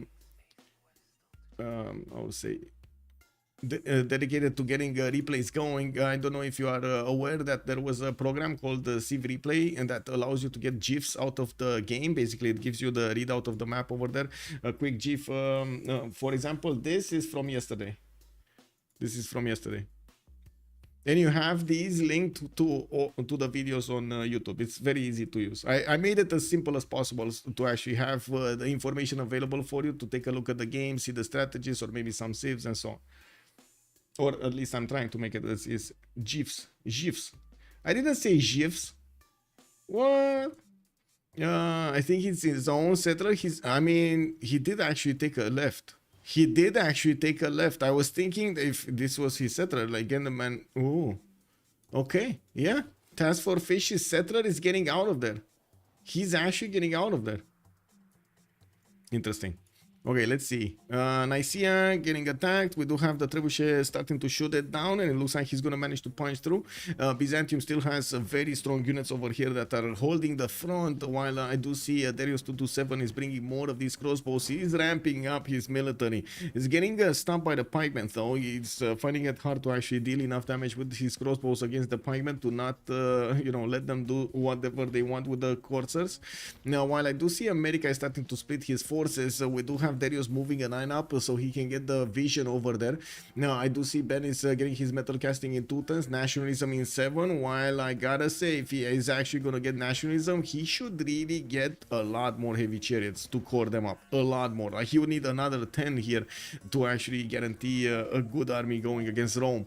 Now well, I'm pretty sure he can still get like 5 cores and still do damage, but he's not gonna be like, the wrecking ball that he wants to be. Fish. Yeah, I think it's a safety settler, Luxus settler. That might be that might be. Let me take this off and let me actually take a look. Where is he going? So this is another continent, right in the north, and it's not like he had easy access to these, but I'm pretty sure he could have settled. No, could have settled here for the fertile and the silver. Can he get another one? He could have settled here for fur, silver, and diamonds for a +7 in the north. He's going very far away to the west, though. And this is in enemy territory. I don't really think this is for amenities, to be honest. I think this is more for him trying to get to safety or something. But does he not know? Maybe he doesn't know. No, he knows. Where is he going? Anyway, it is what it is. I guess the man has a plan. We do have spies getting out from his cities, and I do notice that Rome did manage to get to his musketmen and push back that attack. We do have Cree also managing to push back Aztec from the south, and now with his line of crossbows starting to get the promotions going, that is going to be a much tougher cookie to crack here. Now we do have Ben also 4 turns away from getting ballistics, and he's going to start upgrading his heavy chariots into those Rough Riders soon. I do notice he's starting to get the heavy chariots. So yeah, there we go. That was his plan. He's starting to build the heavy chariots right here, getting them 1 turn and sent to the front line. While Nicaea is going to be taken down, looks like France is managing to conquer another city from Byzantium and slowly push through his territory, while yes, Byzantium is struggling to get his units. I think now Byzantium is a little bit worried. Since he wasn't worried before, I think now he's definitely worried. Why aren't Cree and Rome naval trading? Cree and Rome are naval trading in some sense, but I guess this trader actually didn't get a memo. We do have a naval trader here from Pipigises to Puteoli, or at least going through that city. I'm not sure exactly when he getting them. Marus also, good evening, sir. How are you doing? A little, but their GPT isn't too high. Yeah, they don't have that much GPT. This is a problem from Team 2, and I do see COC did manage to get that with the coastal trade routes they have between America and Australia that helped them out so much getting the gold they needed, not to mention the pillages they did. We do have them in quite a strong position at this moment in time, but I can't say that Team 2 is very far away from this, especially with France's efforts to take down Byzantium, or I should say Theodora here. Alexis Kremp is seemingly falling slowly. We do have him getting a lot more units out now that he's starting to use his series production and not only the faith portent to get that going. But still, he's not gonna save Nicaea. He lost Brussels, he lost Nicaea, he's 100 science, 109 culture. Yeah, Nicaea, it's taken down, razed to the ground. Byzantium is not even gonna be able to take that back. Okay. Another attack. We got Darius moving in from the north. Okay, okay. Okay, and Darius also getting a few more arenas there. Task for Fish trying to get out of there. I think he just wants to get out of Dodge, to be honest. I am not that convinced this is just for luxuries.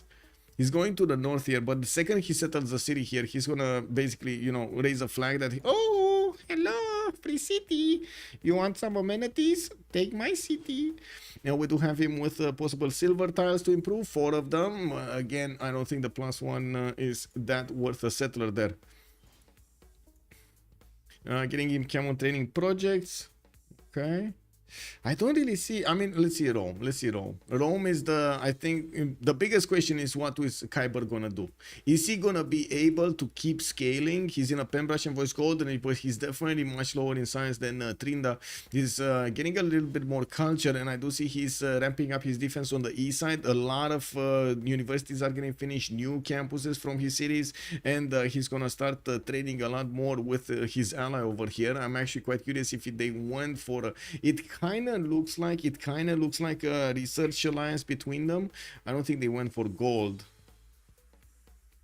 or culture. Culture definitely not. Cree would have had a lot more culture. What was the Congress? It was Harbors getting 100% production. Rome actually got the extra gold and extra trade route, and we do have Alexis Krem gaining the 2 Diplo points.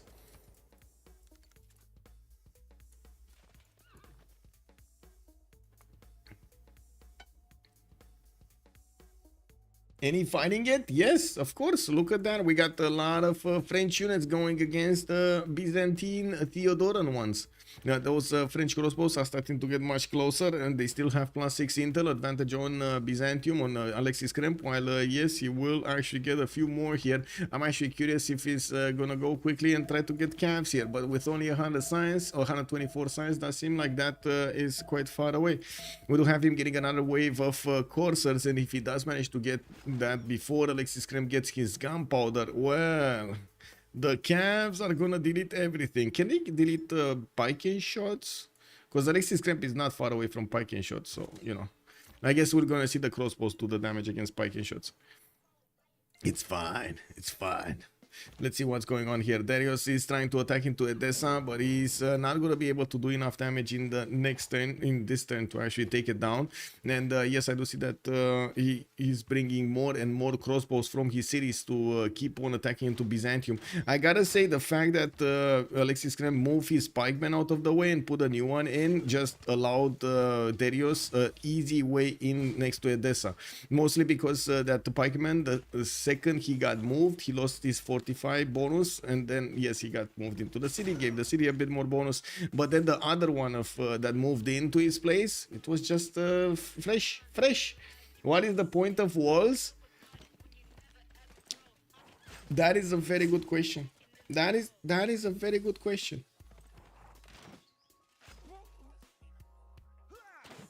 Your guess is as good as mine, sir. I have no idea.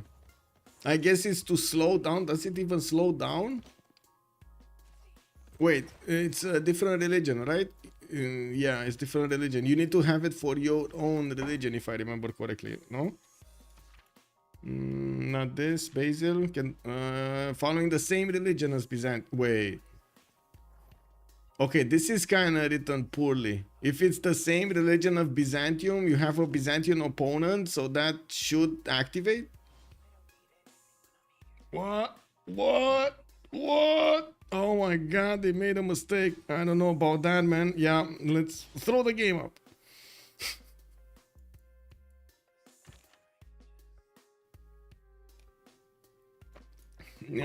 Yeah, I mean, you know, if it works as it is written, it should work. But it's not gonna work. I don't think it's gonna work. It actually needs to convert to his religion. I don't think it's gonna work. He doesn't have a unit next to him that could help him convert that, like an apostle or a missionary here. And we do have France moving in with quite a few of these trebuchets, which again are gonna take down the walls quite easily. The tankmans are there. They're also gonna be helped by crossbows to do the initial damage. And yes, we do have Byzantium here, Theodora, trying to put as many units in front over there as possible to soak up as much damage, while France is taking his good old time to cross the river. Here all of these crossbows are gonna start dealing the damage against those units of Byzantium, and it does look like they're doing significant damage there. Well, walls going up next turn. We do have Victor establishing there in 3 turns. I guess if it is unconverted yet, then the walls are good, but I can't imagine it doesn't convert soon. Well, I guess it's a problem of how many units he gets to kill, and to be honest, I don't really see him killing that many units. Like one here, maybe one there, but then it's, you know, also a counterattack from Alexis Kremp, and it gets more pressure from him. Yeah, there we go. France did manage to get calves. Now these are gonna be very strong, much stronger than the coursers, the biggest. Okay, let's see what's going on here. This front line is dead. This front line is kind of dead, but we got some musketmen flying around there. Like, oh my god, look how much damage he would have done with the musketmen. If only he could have actually had the extra science that he would have needed to get these musketmen upgraded at the men at arms. The timing he did the men at arms, basically, this would have been so much better. Now we do have right now Stroke Z going for banking, and I'm actually quite curious how quickly is he gonna get to ballistics. He's getting a few more campuses, and I do notice he's getting also in cam and training projects for a general. He does get access to a Renaissance industrial one that should be good for exactly what he needs to defend against Task for Fish here. But I gotta say, Task for Fish with not that much science, not that much culture, he's managing to do so much damage to his next door opponents. We do have the Rough Riders of America starting to get out. And I gotta say, he did actually the second army that he built. Instead of calling up the Rough Riders, he's sending them to the east side. You might actually want to poke a little bit, tickle a little bit the tank ones, and it does look like the Rough Riders are not actually managing to punch through properly. While to the west side, where they do have a general, they actually don't do that much against Rome. Rome is just, you know, casually countering these like they're nothing. 2 turning knights. Angkor Wat is gonna finish over here in Aquileia, gonna give him an extra point of population everywhere, gonna jump up a little bit in science and culture and everything. I do want to point out also, Trindade does seem like he's stagnated in his science, but then he's 227 with 157 culture. He did manage to get to industrialization, and he is on 382 production. He probably spent quite a bit of time to get industrial zones. Wait, no? He only has like 1 industrial zone somewhere here, right? That's it? 1 industrial zone, okay. Well, he did manage to get all of these pastures. That does require a lot of builder charges. There are a few American Rough Riders here in the lands of Perth, and I'm actually quite curious what is he gonna do with them. Is he gonna try to go against Cree, maybe? Oh my god, this would do quite a bit of damage if he enters with those Rough Riders to the east, from the east of PB Gises. Let's see, where was the war? Here, right? Okay. We do have some counterattacks here. Looks like Byzantium will want to kill as many of these crossbows as possible, but he's sacrificing his knights to do it. And it does seem like from the north, we do have the attack on Odessa already started before Victor got in there. And we do have the calves also getting across the river and starting to push through the units of Byzantium that are turning into pumpkin shots slowly. These calves are going to be strong enough to push into the pumpkin shots as well, especially with the support help of these crossbows. And I'm pretty sure we're gonna see Legend and follow up with field cannons right after this, metal casting in 2 turns. Calves are being deployed to the east side. He's gonna start moving towards Aztec. Aztec sending musketmen to Matterhorn. Okay, what is Aztec doing with the settler? He's still moving. When is America going to attack with the Rough Riders up north? Good question. I think right now, but he's not really gonna like what he's gonna see here. I guess we'll see. I do believe America should have cored up these units. I believe he should have had like a lot more units over here, like at least 7 cores or something, if he really wanted to guarantee the attack on Rome. Well, maybe again this is a slowdown attack and not actually a takeover attack. We do have Kyber 220 science with 192 culture, Stroke Z 224 science and 49.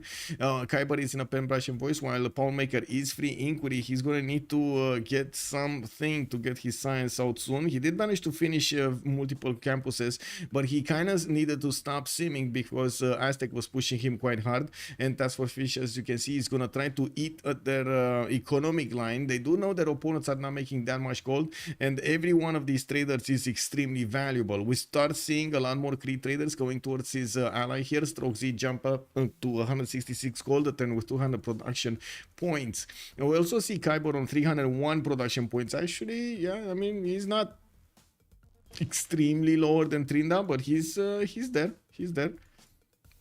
Forbidden City coming out from Geelong. We got also some of these builders getting out from the west side. America did upgrade his units in the city of Perth and is now moving them towards Rome's borders. We do need to see if Rome is going to manage to get enough units and upgrade them in time. He's getting heavy chariots from multiple cities, and I'm putting them together into night cores here.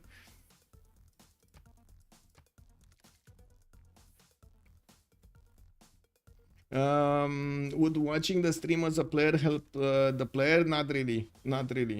I mean, Kedef, the easiest example that I could give you is you get BBG, you put a timer, you get the MPH and get BBG, like the 2 mods that we're using, and you put the timer on competitive, and you just try to play it in single player and see if you would have time to do anything else other than play.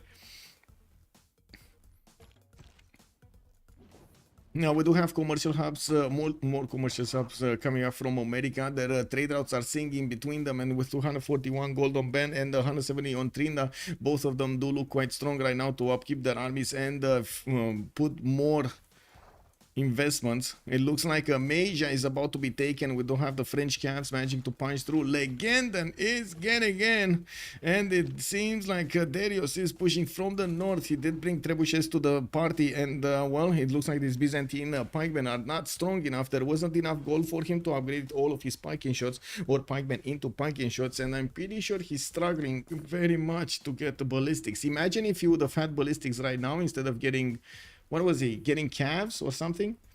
I would suggest watching Sir Dark Lancelot on YouTube. He plays single player with BBG. Then you can watch Tinder and Rage streams on Twitch. Okay, no real cash price, and they are all passionate. Yes, I mean, for these players, for usually the top performing players that we do have in the Civilization 6 community, it is a badge of honor to be better than the other ones. While I'm pretty sure this also sometimes end up with some weird conversations between them, most of the time they are fighting each other with their knowledge, with their abilities in the game, and not with any other tricks that they do have. They are quite honorable. I would say a lot of the players are very, very honorable, and you do see much better and much more friendly an environment when you're talking about like the post-game chat and so on and so forth. You do see the players are quite sportsmanlike.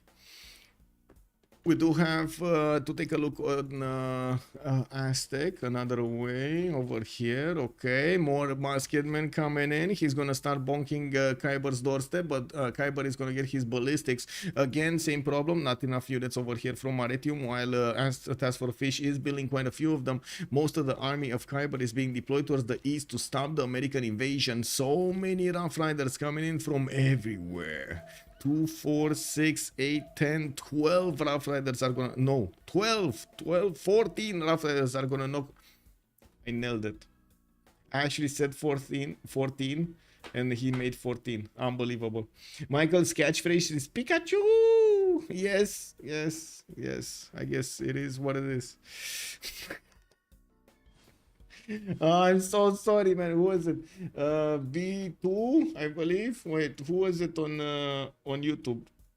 YouTube, by the way, YouTube, are you actually so angry with me that I can say it is what it is anymore? Don't they already know from experience what everyone is doing without having to watch? Yes, they basically, you're right. Yes. Yeah. Well, I don't see Ben coding up, but I do see Rome did code up. So these Cuirassier cores are definitely going to be stronger than the Rough Riders. And I do see Kyber is going to put them in a line to build up the defense. Doesn't seem like Ben is going to get to punch through. Kyber basically blocked this move. We do have Edessa still in a bit of trouble. It looks like France is moving in from the south, pillaging as many tiles as possible. He's going to force his opponent to build the walls. And it looks like Byzantium over here is still gonna survive for a little while longer. Is he attacking into the city center or is just watching it? Because it kind of feels like Legend just want to watch Amazia. Okay, well, you do you, bro. Martin, hello there, sir. Which team is favored? That's a very good question. Let me actually take a look, because you can see there's a poll running right now in the chat on YouTube. We do see COC is favored by 84%, while on Twitch, give me a second so I can give you the readout over here on Twitch.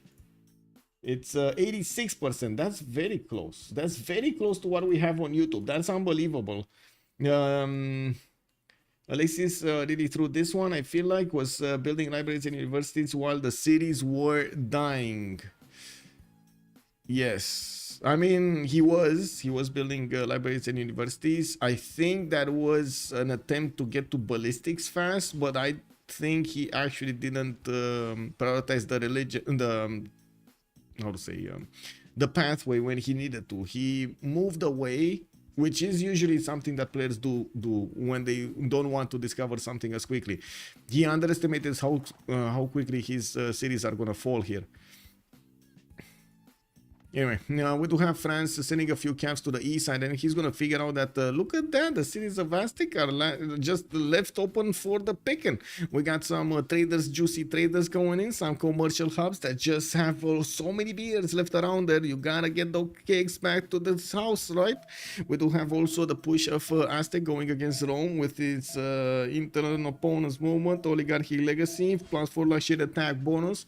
Looks like he's doing significant damage against Romans units. While next turn, wait a second, in next 2 turns he's gonna lose that +5. Is he gonna be dark again?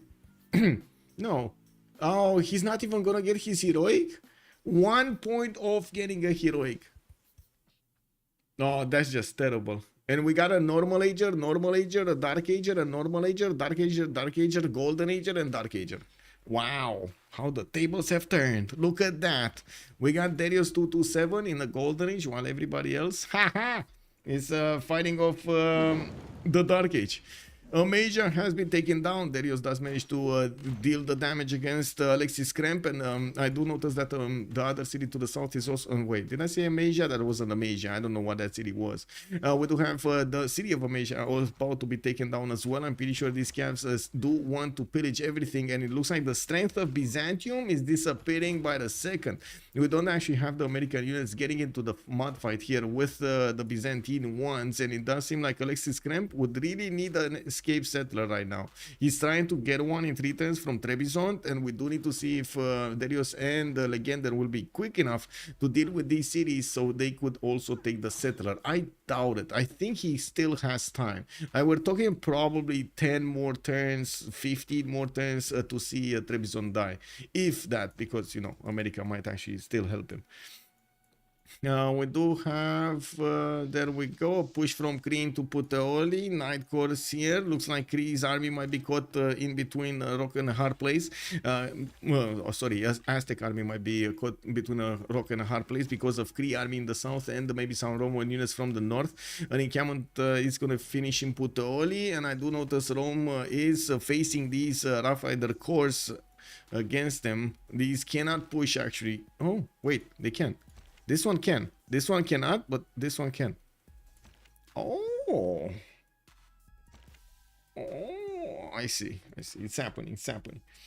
Game of missed opportunities, I guess. Yeah, sometimes.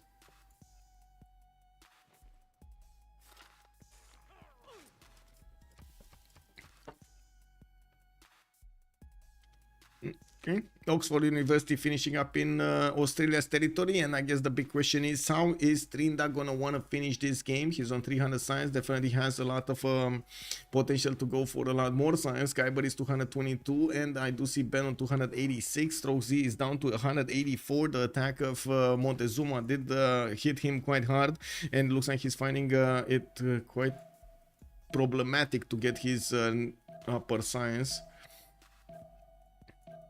Okay, we're gonna have a pause of 2 minutes while they go for the Congress, and I'm gonna go and take a leak.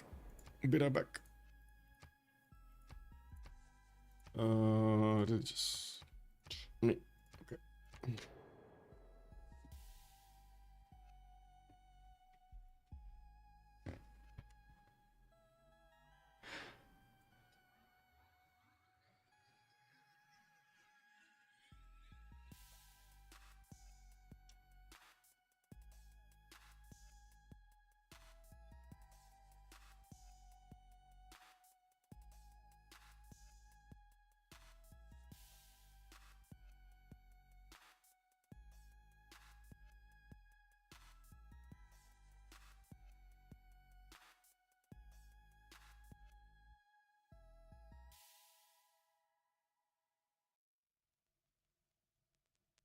I have a wonderful electronic invention I want you to see. Show you.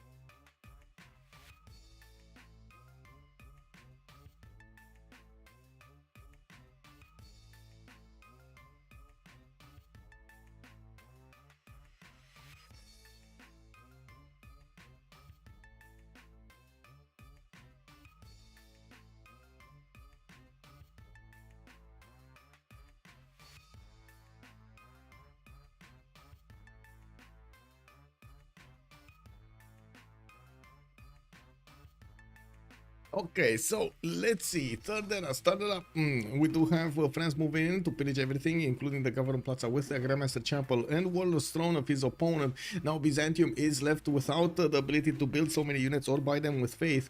Now we did have in the World Congress Rough Rider getting not grow with culture, Scientific City State 100% trade routes, well the bonus actually, and the chosen player gains 2 Diplo points to Theodora. Theodora just got 2 more Diplo points, but he's never gonna get a Statue of Liberty or a Mahabodhi Temple. Well, maybe Mahabodhi Temple, you know, can happen. Now we do have Byzantium managing to get the muskets, but look at this. Look at how hard these Byzantium units, or I should say basically the second units are attacking into the muskets. That is a lot more strength against the muskets. Now these Pagishos don't even stand a chance, man. Anyway, now we do have to take a look if there's going to be more armies coming out here, and it looks like yes, we do have more armies being produced by Legenden. He is pillaging as many tiles as he can get his hoofs on in Aztec territory and forcing Aztec to get more musketmen out of him, forcing him to use more of his resources. That's for Fish is down to making only 15 gold a turn, while Alexis Kremp is dying minus 58. We do have Trinda on 200 gold and Ben on 229. So this game right now, I think it actually is on the shoulders of Ben and John Curtin and Trinda. Now we do have Trinda going for industrial zone logistics projects, water parks to get those amenities. Filippo Brunelleschi is the next great engineer. Forbidden City. He's definitely having a lot of potential to sim here while he's oh, look at the American units. They're pushing in and destroying Kyber's defenses. Now we did have Gustavus Adolphus also appear over there on the front line, and it looks like this Cuirassier Corps is gonna get it. We do have him with +4, the general bonus, the heal combat, the melee. He did manage to get into a dark age, so he put the melee card in. That's the difference between this era and the last one. We do have field cannons coming in, and also some horses from America that did go into the water and disembarked. We do have right now actually a lot of messy stuff happening in the Roman borders. Hard building cuirassiers, taking them 3 turns is just not gonna cut it. We got a field cannon core here that is getting upgraded, and it is gonna hold the choke to the east. I do see Kyber's wow, he actually put a city here, campus here. Wow, that's gonna be pillaged. That's gonna be pillaged. Anyway, this Cuirassier needs to get into the Ostia city so he could heal up a little bit, at least make it useful the next part, next turns. Yeah, there we go. Wow, that actually survived. I can't believe it survived. Field cannon. Oh, it's 2 movement. No. Okay, it's wall strength. It's wall attack. It's fine. Okay, Meja is taken down. Looks like Francis keeping up as many of these cav for himself. And looking at the tech side here, again, that is barely getting mercantilism. Doesn't seem like he's gonna get the core ability anytime soon. We still have him with a lot of crossbows, and I'm pretty sure he's gonna get ballistics in 5 turns, where he's gonna get boosted by Darius 227. That also means these level 2 crossbows will turn into level 2 field cannons, making them deadly against his opponent. He did flip back his own spy right there. The spy, the level 2 spy, was deployed in the Major. He's gonna need to deploy it somewhere else in Dyrrhachium, in Nicomedia, or Trebizond. Now, looking at also the settler of Aztec, he did actually settle on okay, on silver tile. Okay, I'm confused right now. Why did he not settle here, like here, to get the 3 amenities, and he settled here? Did he not see this? Maybe he didn't see this. Yes, he did. Well, he knew about 2 amenities, the fertiles and the diamonds. Oh well, I guess it is what it is. Does Trinda have a blue after losing Mitla? Yes, Taruga. Actually, he did manage to get Taruga back and plugged in Amani. 23 took it out from Legenden, that is right now on 17. Doesn't seem like Legenden is actually going to have a lot more envoys, because he didn't get he didn't get the Penbrush voice in the second era, right? So he didn't have a lot of culture banked up. He's only on 53 culture right now, barely getting nationalism in 7. Darius 227 did manage to get 127 science and 80 culture. He's still far off from the science of his neighbor America, but he's getting there. And America is busy fighting off Rome on the west side, which I do have to say, America is basically paying for the upgrades for the Rough Riders, but doesn't really get a lot of advantage from this. We do have a lot more cuirassiers coming in from Rome, and Kyber is going to get pushed from the west side. Aztec is managing to push in through the defenses to get some tiles here. It's more of a problem of how many units Task for Fish has versus how many units Rome has. Even if Rome does have the stronger units, it seems like Aztec just can move around them and try to get some more pillages. The same thing is happening here. Legenden is getting a few calves of very maneuverable units going against the muskets. The muskets do have a hard time catching these up, but when they do hit them hard. We do have Legenden with the ability to pillage another trade or a mine if he wants. There we go. He got a mine. It is what it is. Another mine, 2 mines, 240 gold. Very nice, easy peasy. Or actually 30 gold. And it looks like this Aztec army is gonna be taken down. I did point this out because if he moves his army here, he's gonna be exposing himself to a pincer maneuver between Kree and the army of Rome. While Rome did let himself be pillaged over here, it does seem like Kree came out to help with his own cuirassiers and field cannons, and he is gonna start pushing through the Aztec defenses directly in the city of Delta with cuirassiers, some field cannons that did get upgraded on the units of Aztec earlier. Now he can actually use them accordingly. Well, it looks like France Legenden did upgrade his field cannons. Oh my god, that's much faster than I was expecting him getting it. Much faster. That was like 2 turns. Not even 2 turns. Stupid question, I imagine, but how easily could these players beat a single player on deity? Is not even a challenge. Like, it's really not even a challenge. Who won game 1? It was COC. Any escape settlers on Alexis? Yes, 1. He's moving. He is moving. Oh, but it's gonna take him quite some time to get there.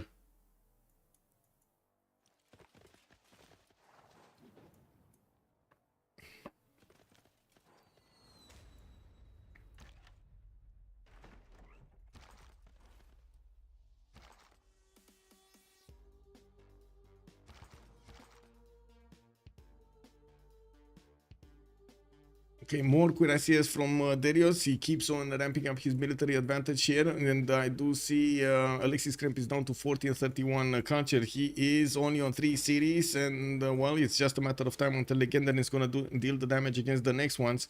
He does need to keep his opponent's capital, though. That will be a bit of a problem. We still have units from France moving to the east. The Guard Imperial, 2 Guard Imperials actually just moving around. It looks like they did find out about the city of India to the north. And Legendary is gonna immediately go for that. I mean, this was kind of easy to predict, to be honest. Now we do have the level 3 spy of France in the city of Echo. While let me actually see, do we have a spy here back? No, we still don't have a spy in the cities of Byzantium from France. That's probably why he's keeping all of his army here. One, to heal, second, to get the spy, or is it the other way around? I think it's first to get the spy, right? They have CPL challenges versus AI all the time. Yes. No, really, any human player familiar with the game is stronger and harder to beat than an AI. Yes. And also usually the human does have a lot more diverse approach to the game than the AI. It also has the ability to try out stuff that was unheard of before, while the AI usually just keeps on doing the same thing. I would give you an analogy. When you get the comfortable beating deity and multiplayer is like Mount Everest, you are at the base camp. Oh my god, that's a high jump, Nemesis. That is a very high jump. I still find it hilarious when a city raises a player city, city-state raises a player city. It isn't often, but it happens. Yes, yes, Soul Triangle. Good evening, sir. And it is indeed quite hilarious. I think there was a question about why did he raise the city of Alexis Kremp. I think he didn't want to give him the chance of getting them back. And there were a few units that could keep on fighting, and he just wanted to take them down and not muddy himself. Take the player down as quickly as possible. It's not like France can actually get out of this predicament that he finds himself in. It's going to find it very hard. He basically sacrificed his middle and late game to do this attack. AI also always do the same thing, which is nothing. Water power 10, good evening, sir, and yeah, you're not wrong.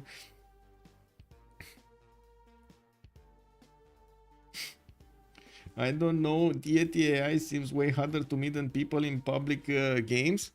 Okay. I mean, public games is one thing, though.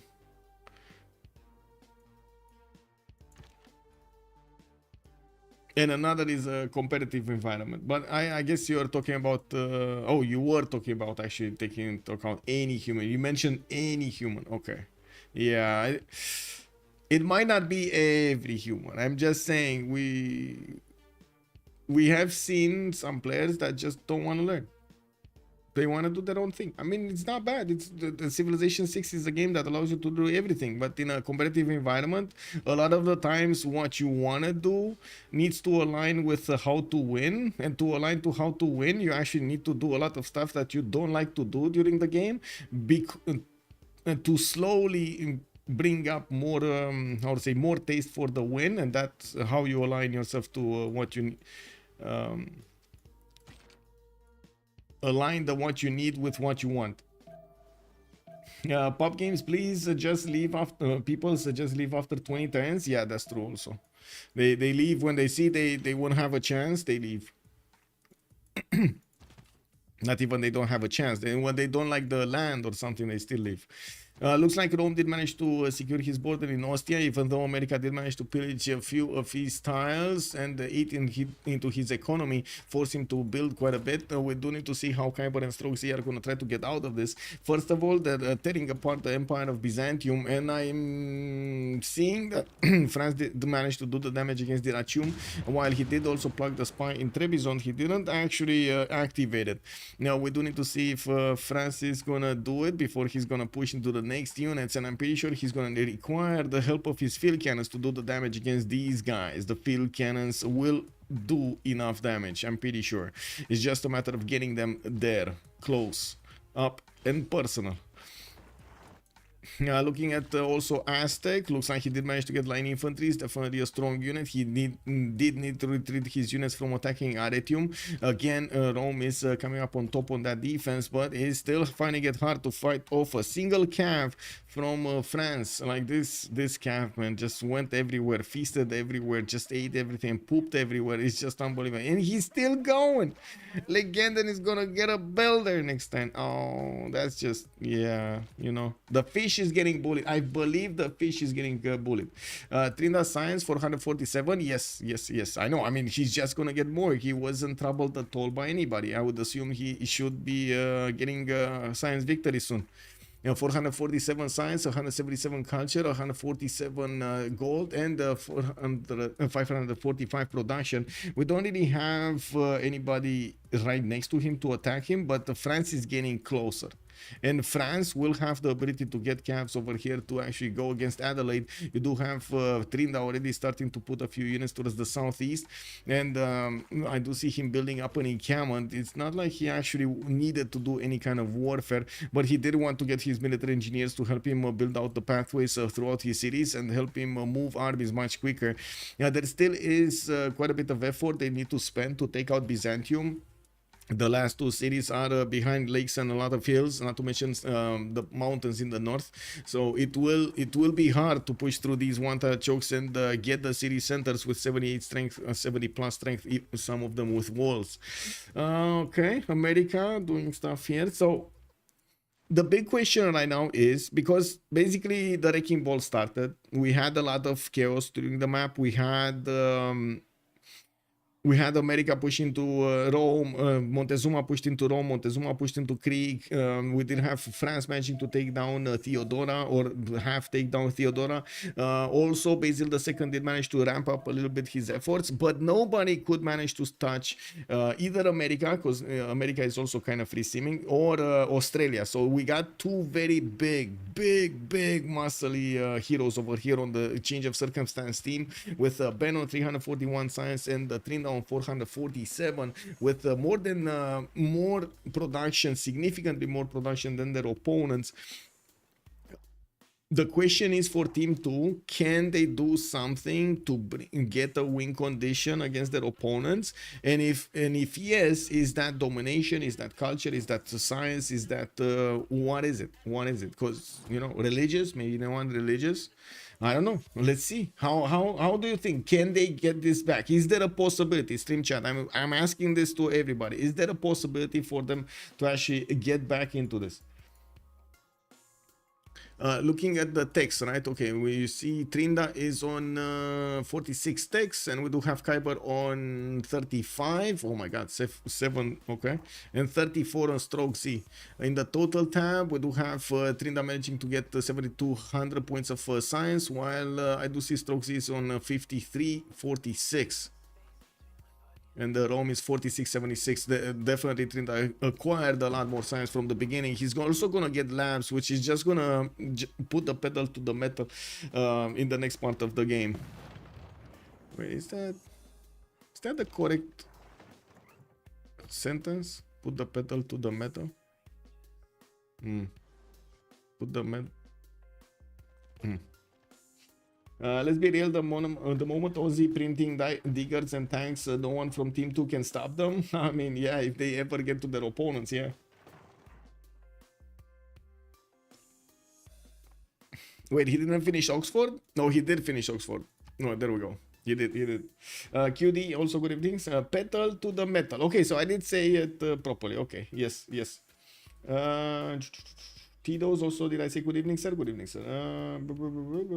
Just catching up with chat, seeing what you guys wrote here, if I missed anything. No, okay.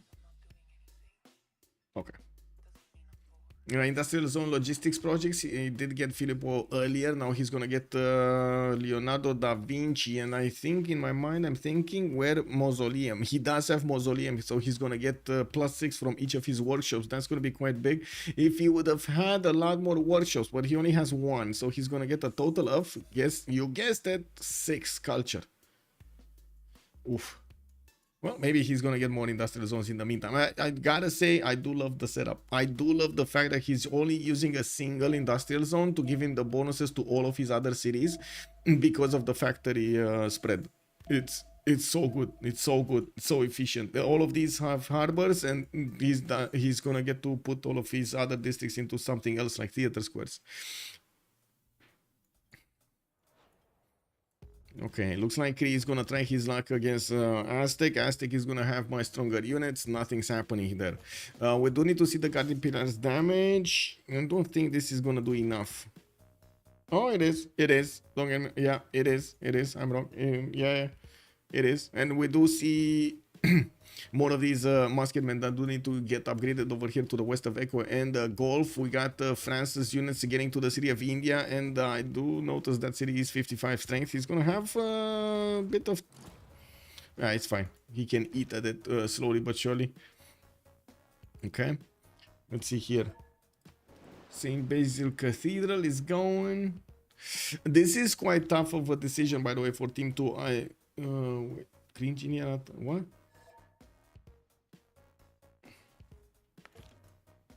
What?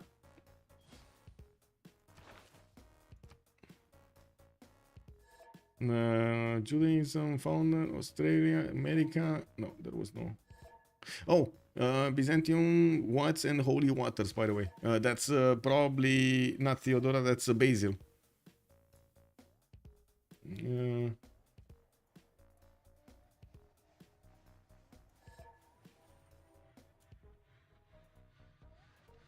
Okay, I guess they're just shooting arrows at each other over here in chat. There's nothing overly important. Okay. Ozzy would probably go for nukes. America more likely to a tank push.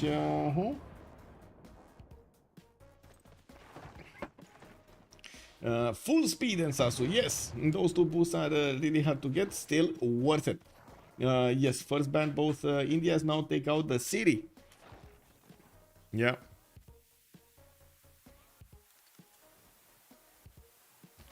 Well, France is starting to push through. Byzantium putting his field cannon course to work. He only has 3 of them from what I could see, 2 of them cored up, and of course we do have the French field cannons also ready to pummel those.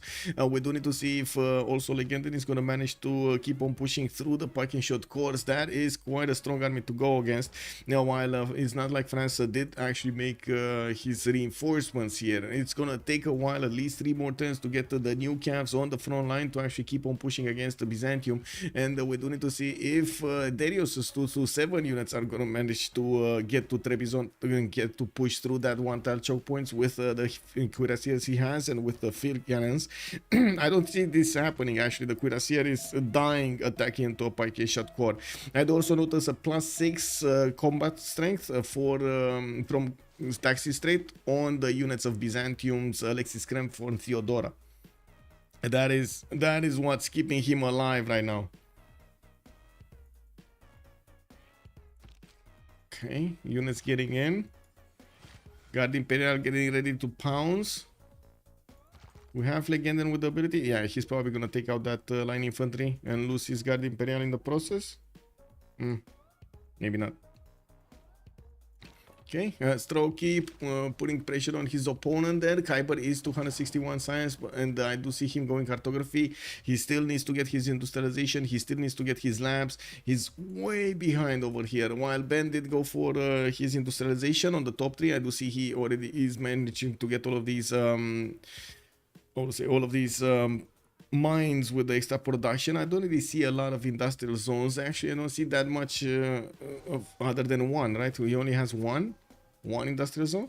Okay, and he did manage to get an aerodrome from Charleston to the south, while I do notice he's putting another one in Philadelphia. Looks like planes is going to be the way to go, and we do need to see against whom. We're probably going to see him push against Darius to the 7 to the east side and try to fend off attacks against Alexis Kremp, which is trying to defend with the land he has right here. This is a much more defensible position that he had before, and Legenden, well, right now, it doesn't seem like he's able to push. We're going to need to see. We're going to need to see if Legenden is going to find that sweet spot of pushing through. In Australia's land, we do have the research labs coming online here, which is going to boost him to a higher science number. It doesn't seem like his opponents are going to manage to get to his level anytime soon. And since we don't really have an army from France starting to move towards his cities. Oh, wait. We do have an army from France.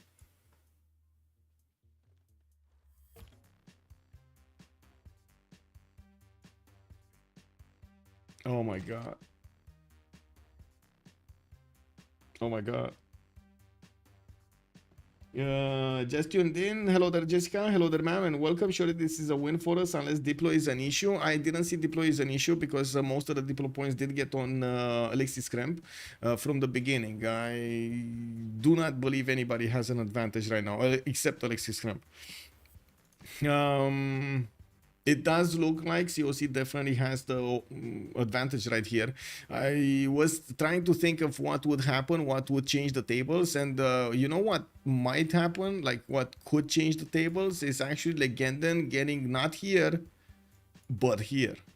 If he is actually, but he's never gonna have this idea. Is he gonna have this idea? I don't think he will. If he's going through the mountains, does he see all the land here? Yeah, he knows. So. But I don't think he's gonna go south. This is where it all boils down to. If he goes north, Australia's gonna defend him. If he goes south and he gets the opportunity to get Geelong before Steel, which is kind of tricky, well, that would be Trinda very mad. Very mad. Trinda being caught with his, yeah, basically, but I don't think that's gonna happen if Legenden goes north. So it's all about the choice right now Legenden will make. If he's gonna go north, he's gonna get stopped. If he's gonna go south, there is a chance that he's gonna get a city. Not more than one city.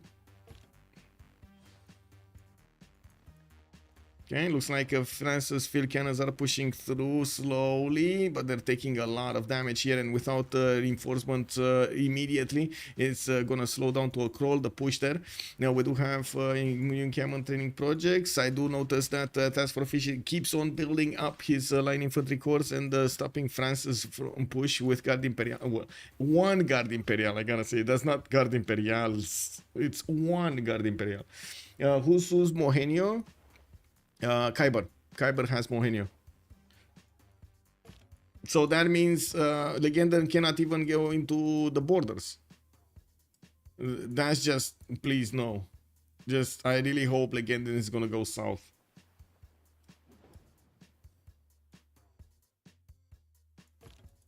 Oh well. America is gonna get a flight soon. We do have been discovering radio in 2 turns. Just as actually, they might discover it next turn, right? He's gonna get boosted there. Now we do have him getting his military academies and getting an army of military engineers to help him build all of the infrastructure. He is connecting his main cities, and I would imagine he's gonna move his units towards the east here. He will have a choice between attacking a nation that would be much easier to take down and much faster to take down, or going against the simmer of his opponents, basically. The crown king of team 2 right here, Khyber on the left side. If he takes on Khyber, of course you're gonna imagine that also Byzantium on the right side, the RH227 will want to do something here. So he's still gonna need to somehow fend off, get a shield on the east while he's pushing the west, or get a shield on the west while he's pushing the east. I think actually from the west side he shouldn't worry to be attacked. Khyber, it doesn't look like he's gonna be that offensive this game, and that actually keeps on. We might actually see tanks. Wait, 1, 2, 3, 3. Only 3 encampments. That's it. 1, 2, 3, 4. 4. Sorry, there's another one here. So 4. And he could get the 13 pop in Ostia and maybe put another encampment from there. That will allow him to get some tanks out, but still he's gonna have a hard time pushing into America. And of course, I don't think Australia is gonna be bothered by this. Oh, he made a choice. Yeah. Yeah. Yeah. Which Civ do you like best for winning culture victory? Pericles. Can Cree tanks push Aztec? Tanks push on Rome? Wait, tanks push on Rome? From where? Oh, you mean America tank pushing Rome? Might be, yeah. I don't see America. Wait, 1 second. 1 second. Let me take a look. 1, 2, 3, 4. 4 encampments from him as well, getting the banks out. And I'm pretty sure he's gonna finish the military camis for the oil. I wanted to say that I don't really see America flying tanks anywhere. I don't think he's gonna go for the tanks. I think he's gonna go fighters, bombers into something else. Into like maybe helicopters to take over cities and so on. Like using his Rough Riders to take over cities and so on. Yeah, looks like France is getting pushed back here from Byzantium's borders with Governor Victor deployed in Nicomedia. He's having a very, very hard time pushing through the cuirassier corps of Alexis Kremp.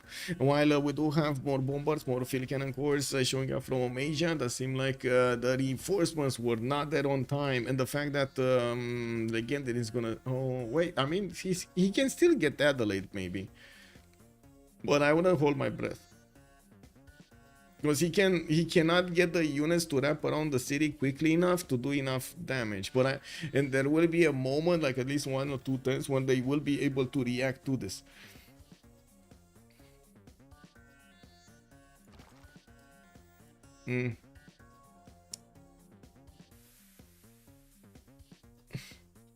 Steal next, then it's over. If he gets steal, then it's over. As in, he's not gonna get anything. He's gonna get pillaged. Okay, sure, whatever. Is he? Yeah, he's getting steal, so that's fine. We do have a few camps going through the south. They will get into Geelong, but they're not gonna take the city. And it looks like he's not going to actually go advanced flight immediately. I was expecting him after he did manage to get to the top 3, like getting his labs, getting what was it, steam power and so on. I thought he's gonna go for advanced flight after radio. He stopped at radio. Yeah, he stopped at radio. Well, he probably didn't want to really get the planes in the air, and he probably just wanted to get the aluminium for America. I'm pretty sure the P-51s over here for America are going to be awesome. Awesome! A Mustang soon. Yes, exactly. That's going to be a hard unit to counter. Trinidad can get steel whenever, though. That's true, and that's exactly what's happening. We'll be fine. Jessica is calling. Yes, I think it's fine. I think it kind of looks like the game is in the bag over here. We do need to see if they can actually pull this back. Kuiper with 279 science. Darius is trying to catch back up for a long time here with 174 and 125 culture. He did manage to do a lot of damage against his southern neighbor Alexis Kremp, but could not manage to take out all of the cities of Alexis Kremp. Now, while yes, Alexis is down to 77, staying alive over here, is helping them keep that military ranks and be able to vote in the World Congress. I do see Legenden is losing his units here next to his opponents, and that's not that good for him. Definitely not that good for him. Are these units gonna do anything? No. Steel walls caught up. Line infantry is also gonna be there to stop the movement. We maybe get a pillage on the theater square, but yeah, they're gonna get stopped. It is what it is, man. It is what it is. I wanted to say earlier that it is kind of a hard moment for Team 2, and of course they're going to want to exhaust all of the opportunities they have in the game before they're going to concede. You gotta do that, right? This is basically the second game of this series. It is a best of 3 series, right? Jessica, can you confirm this is the best of 3? Or Linda, for that matter, can you confirm this is a best of 3 series, right? What is Alexis' religion? His science keeps going up. Choral music, choral sculpture, dialogue, and defender of the faith. He's probably converting his allies. That's why he's going up. How many pre-builds does Kree have for tanks? 1, 2, 3, 4, 5, 6, 7, 8, 9. 9. I would say not enough.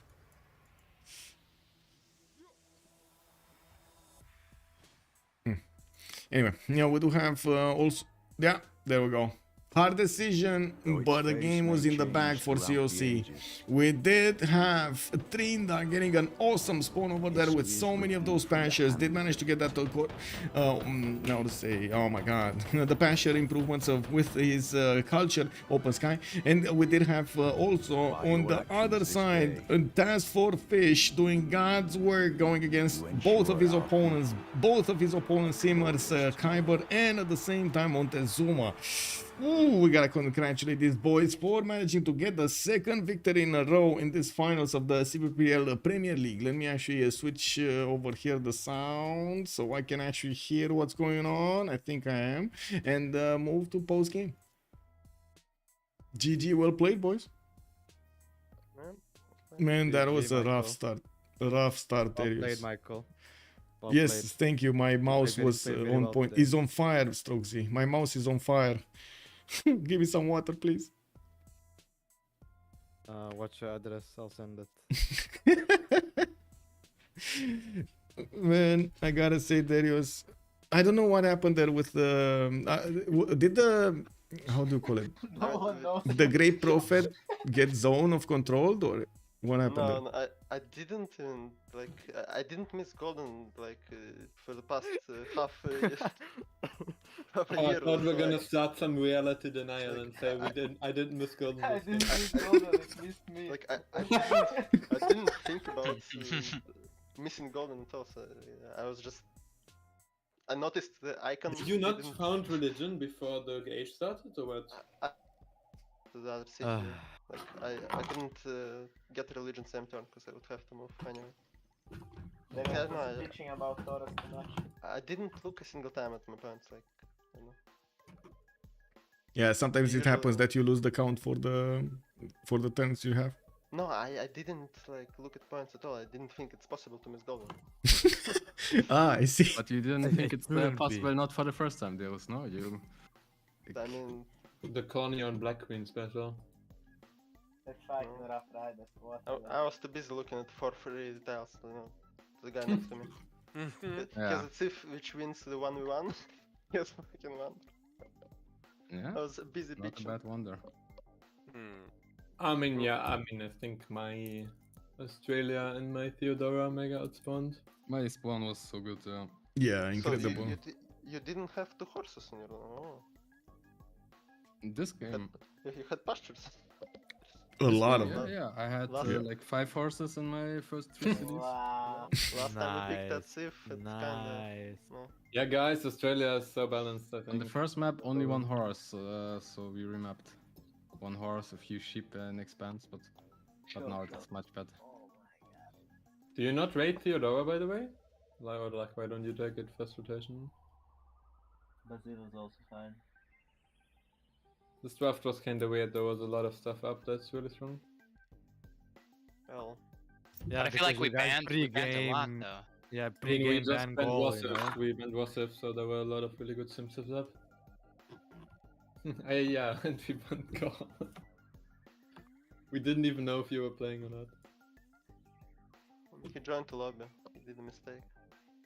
Could have seen him. Should have hit. I see. Can't see, man. Dogs are coming from every side. Darius, I spawned like a pleb, but I overcame it like a hero this game. He Yeah, got a by 4-0 buying of Marcus traders. ultra high income or no? I have 4-0 tile of the ultra high income variety. Spawn in the all one free plots world.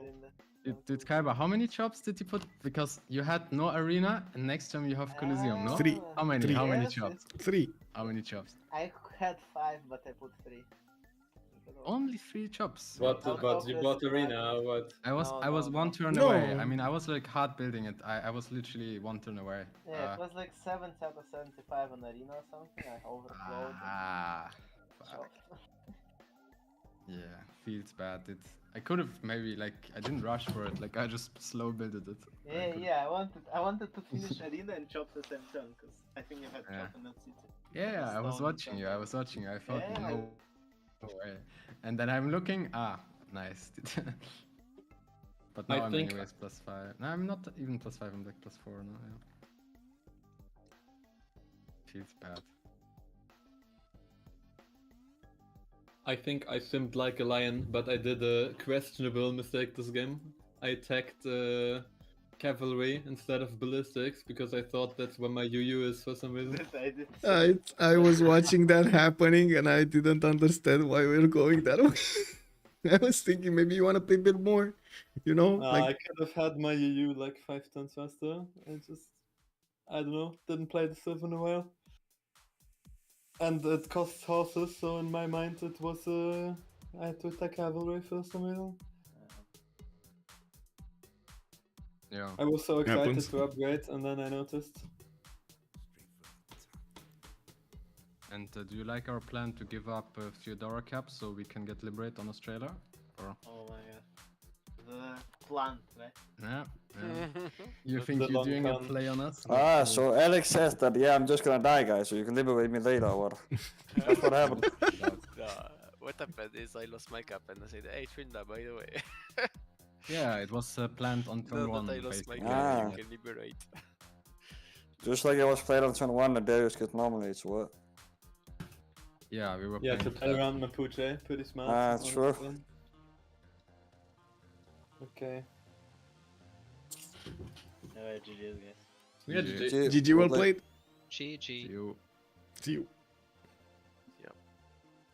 So there we have it. We heard from the boys over here about what happened in the game. It looks like we did see a few things happening that shouldn't have happened. It is what it is, and the players did own their mistakes, which is very good.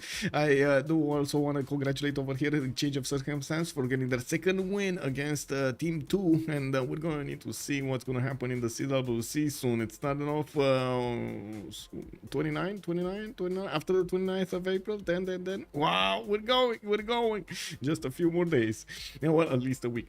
I do hope we're also going to see each other tomorrow for the wildcard game. We're going to have at 1830 GMT, if I'm not mistaken, Civ Ukraine going against Sumer, and we're going to need to see what's going to happen there. What's going to happen in the second game from the wildcard tiebreaker, the final tiebreaker between the teams of CPL, CFR, and the wildcard second slot. Thank you so much for everything. Much appreciated for the follows, for the support of the stream, for the gifts, for the bits, for everything. Thank you so much, sirs. And I do hope we're gonna see each other next time. You can take a look at my schedule on Discord. We can take a look on YouTube on all of the votes beforehand, and you're gonna have this vote in just a few hours when I can actually put it up. Thank you so much for everything, and have a great evening. Bye bye.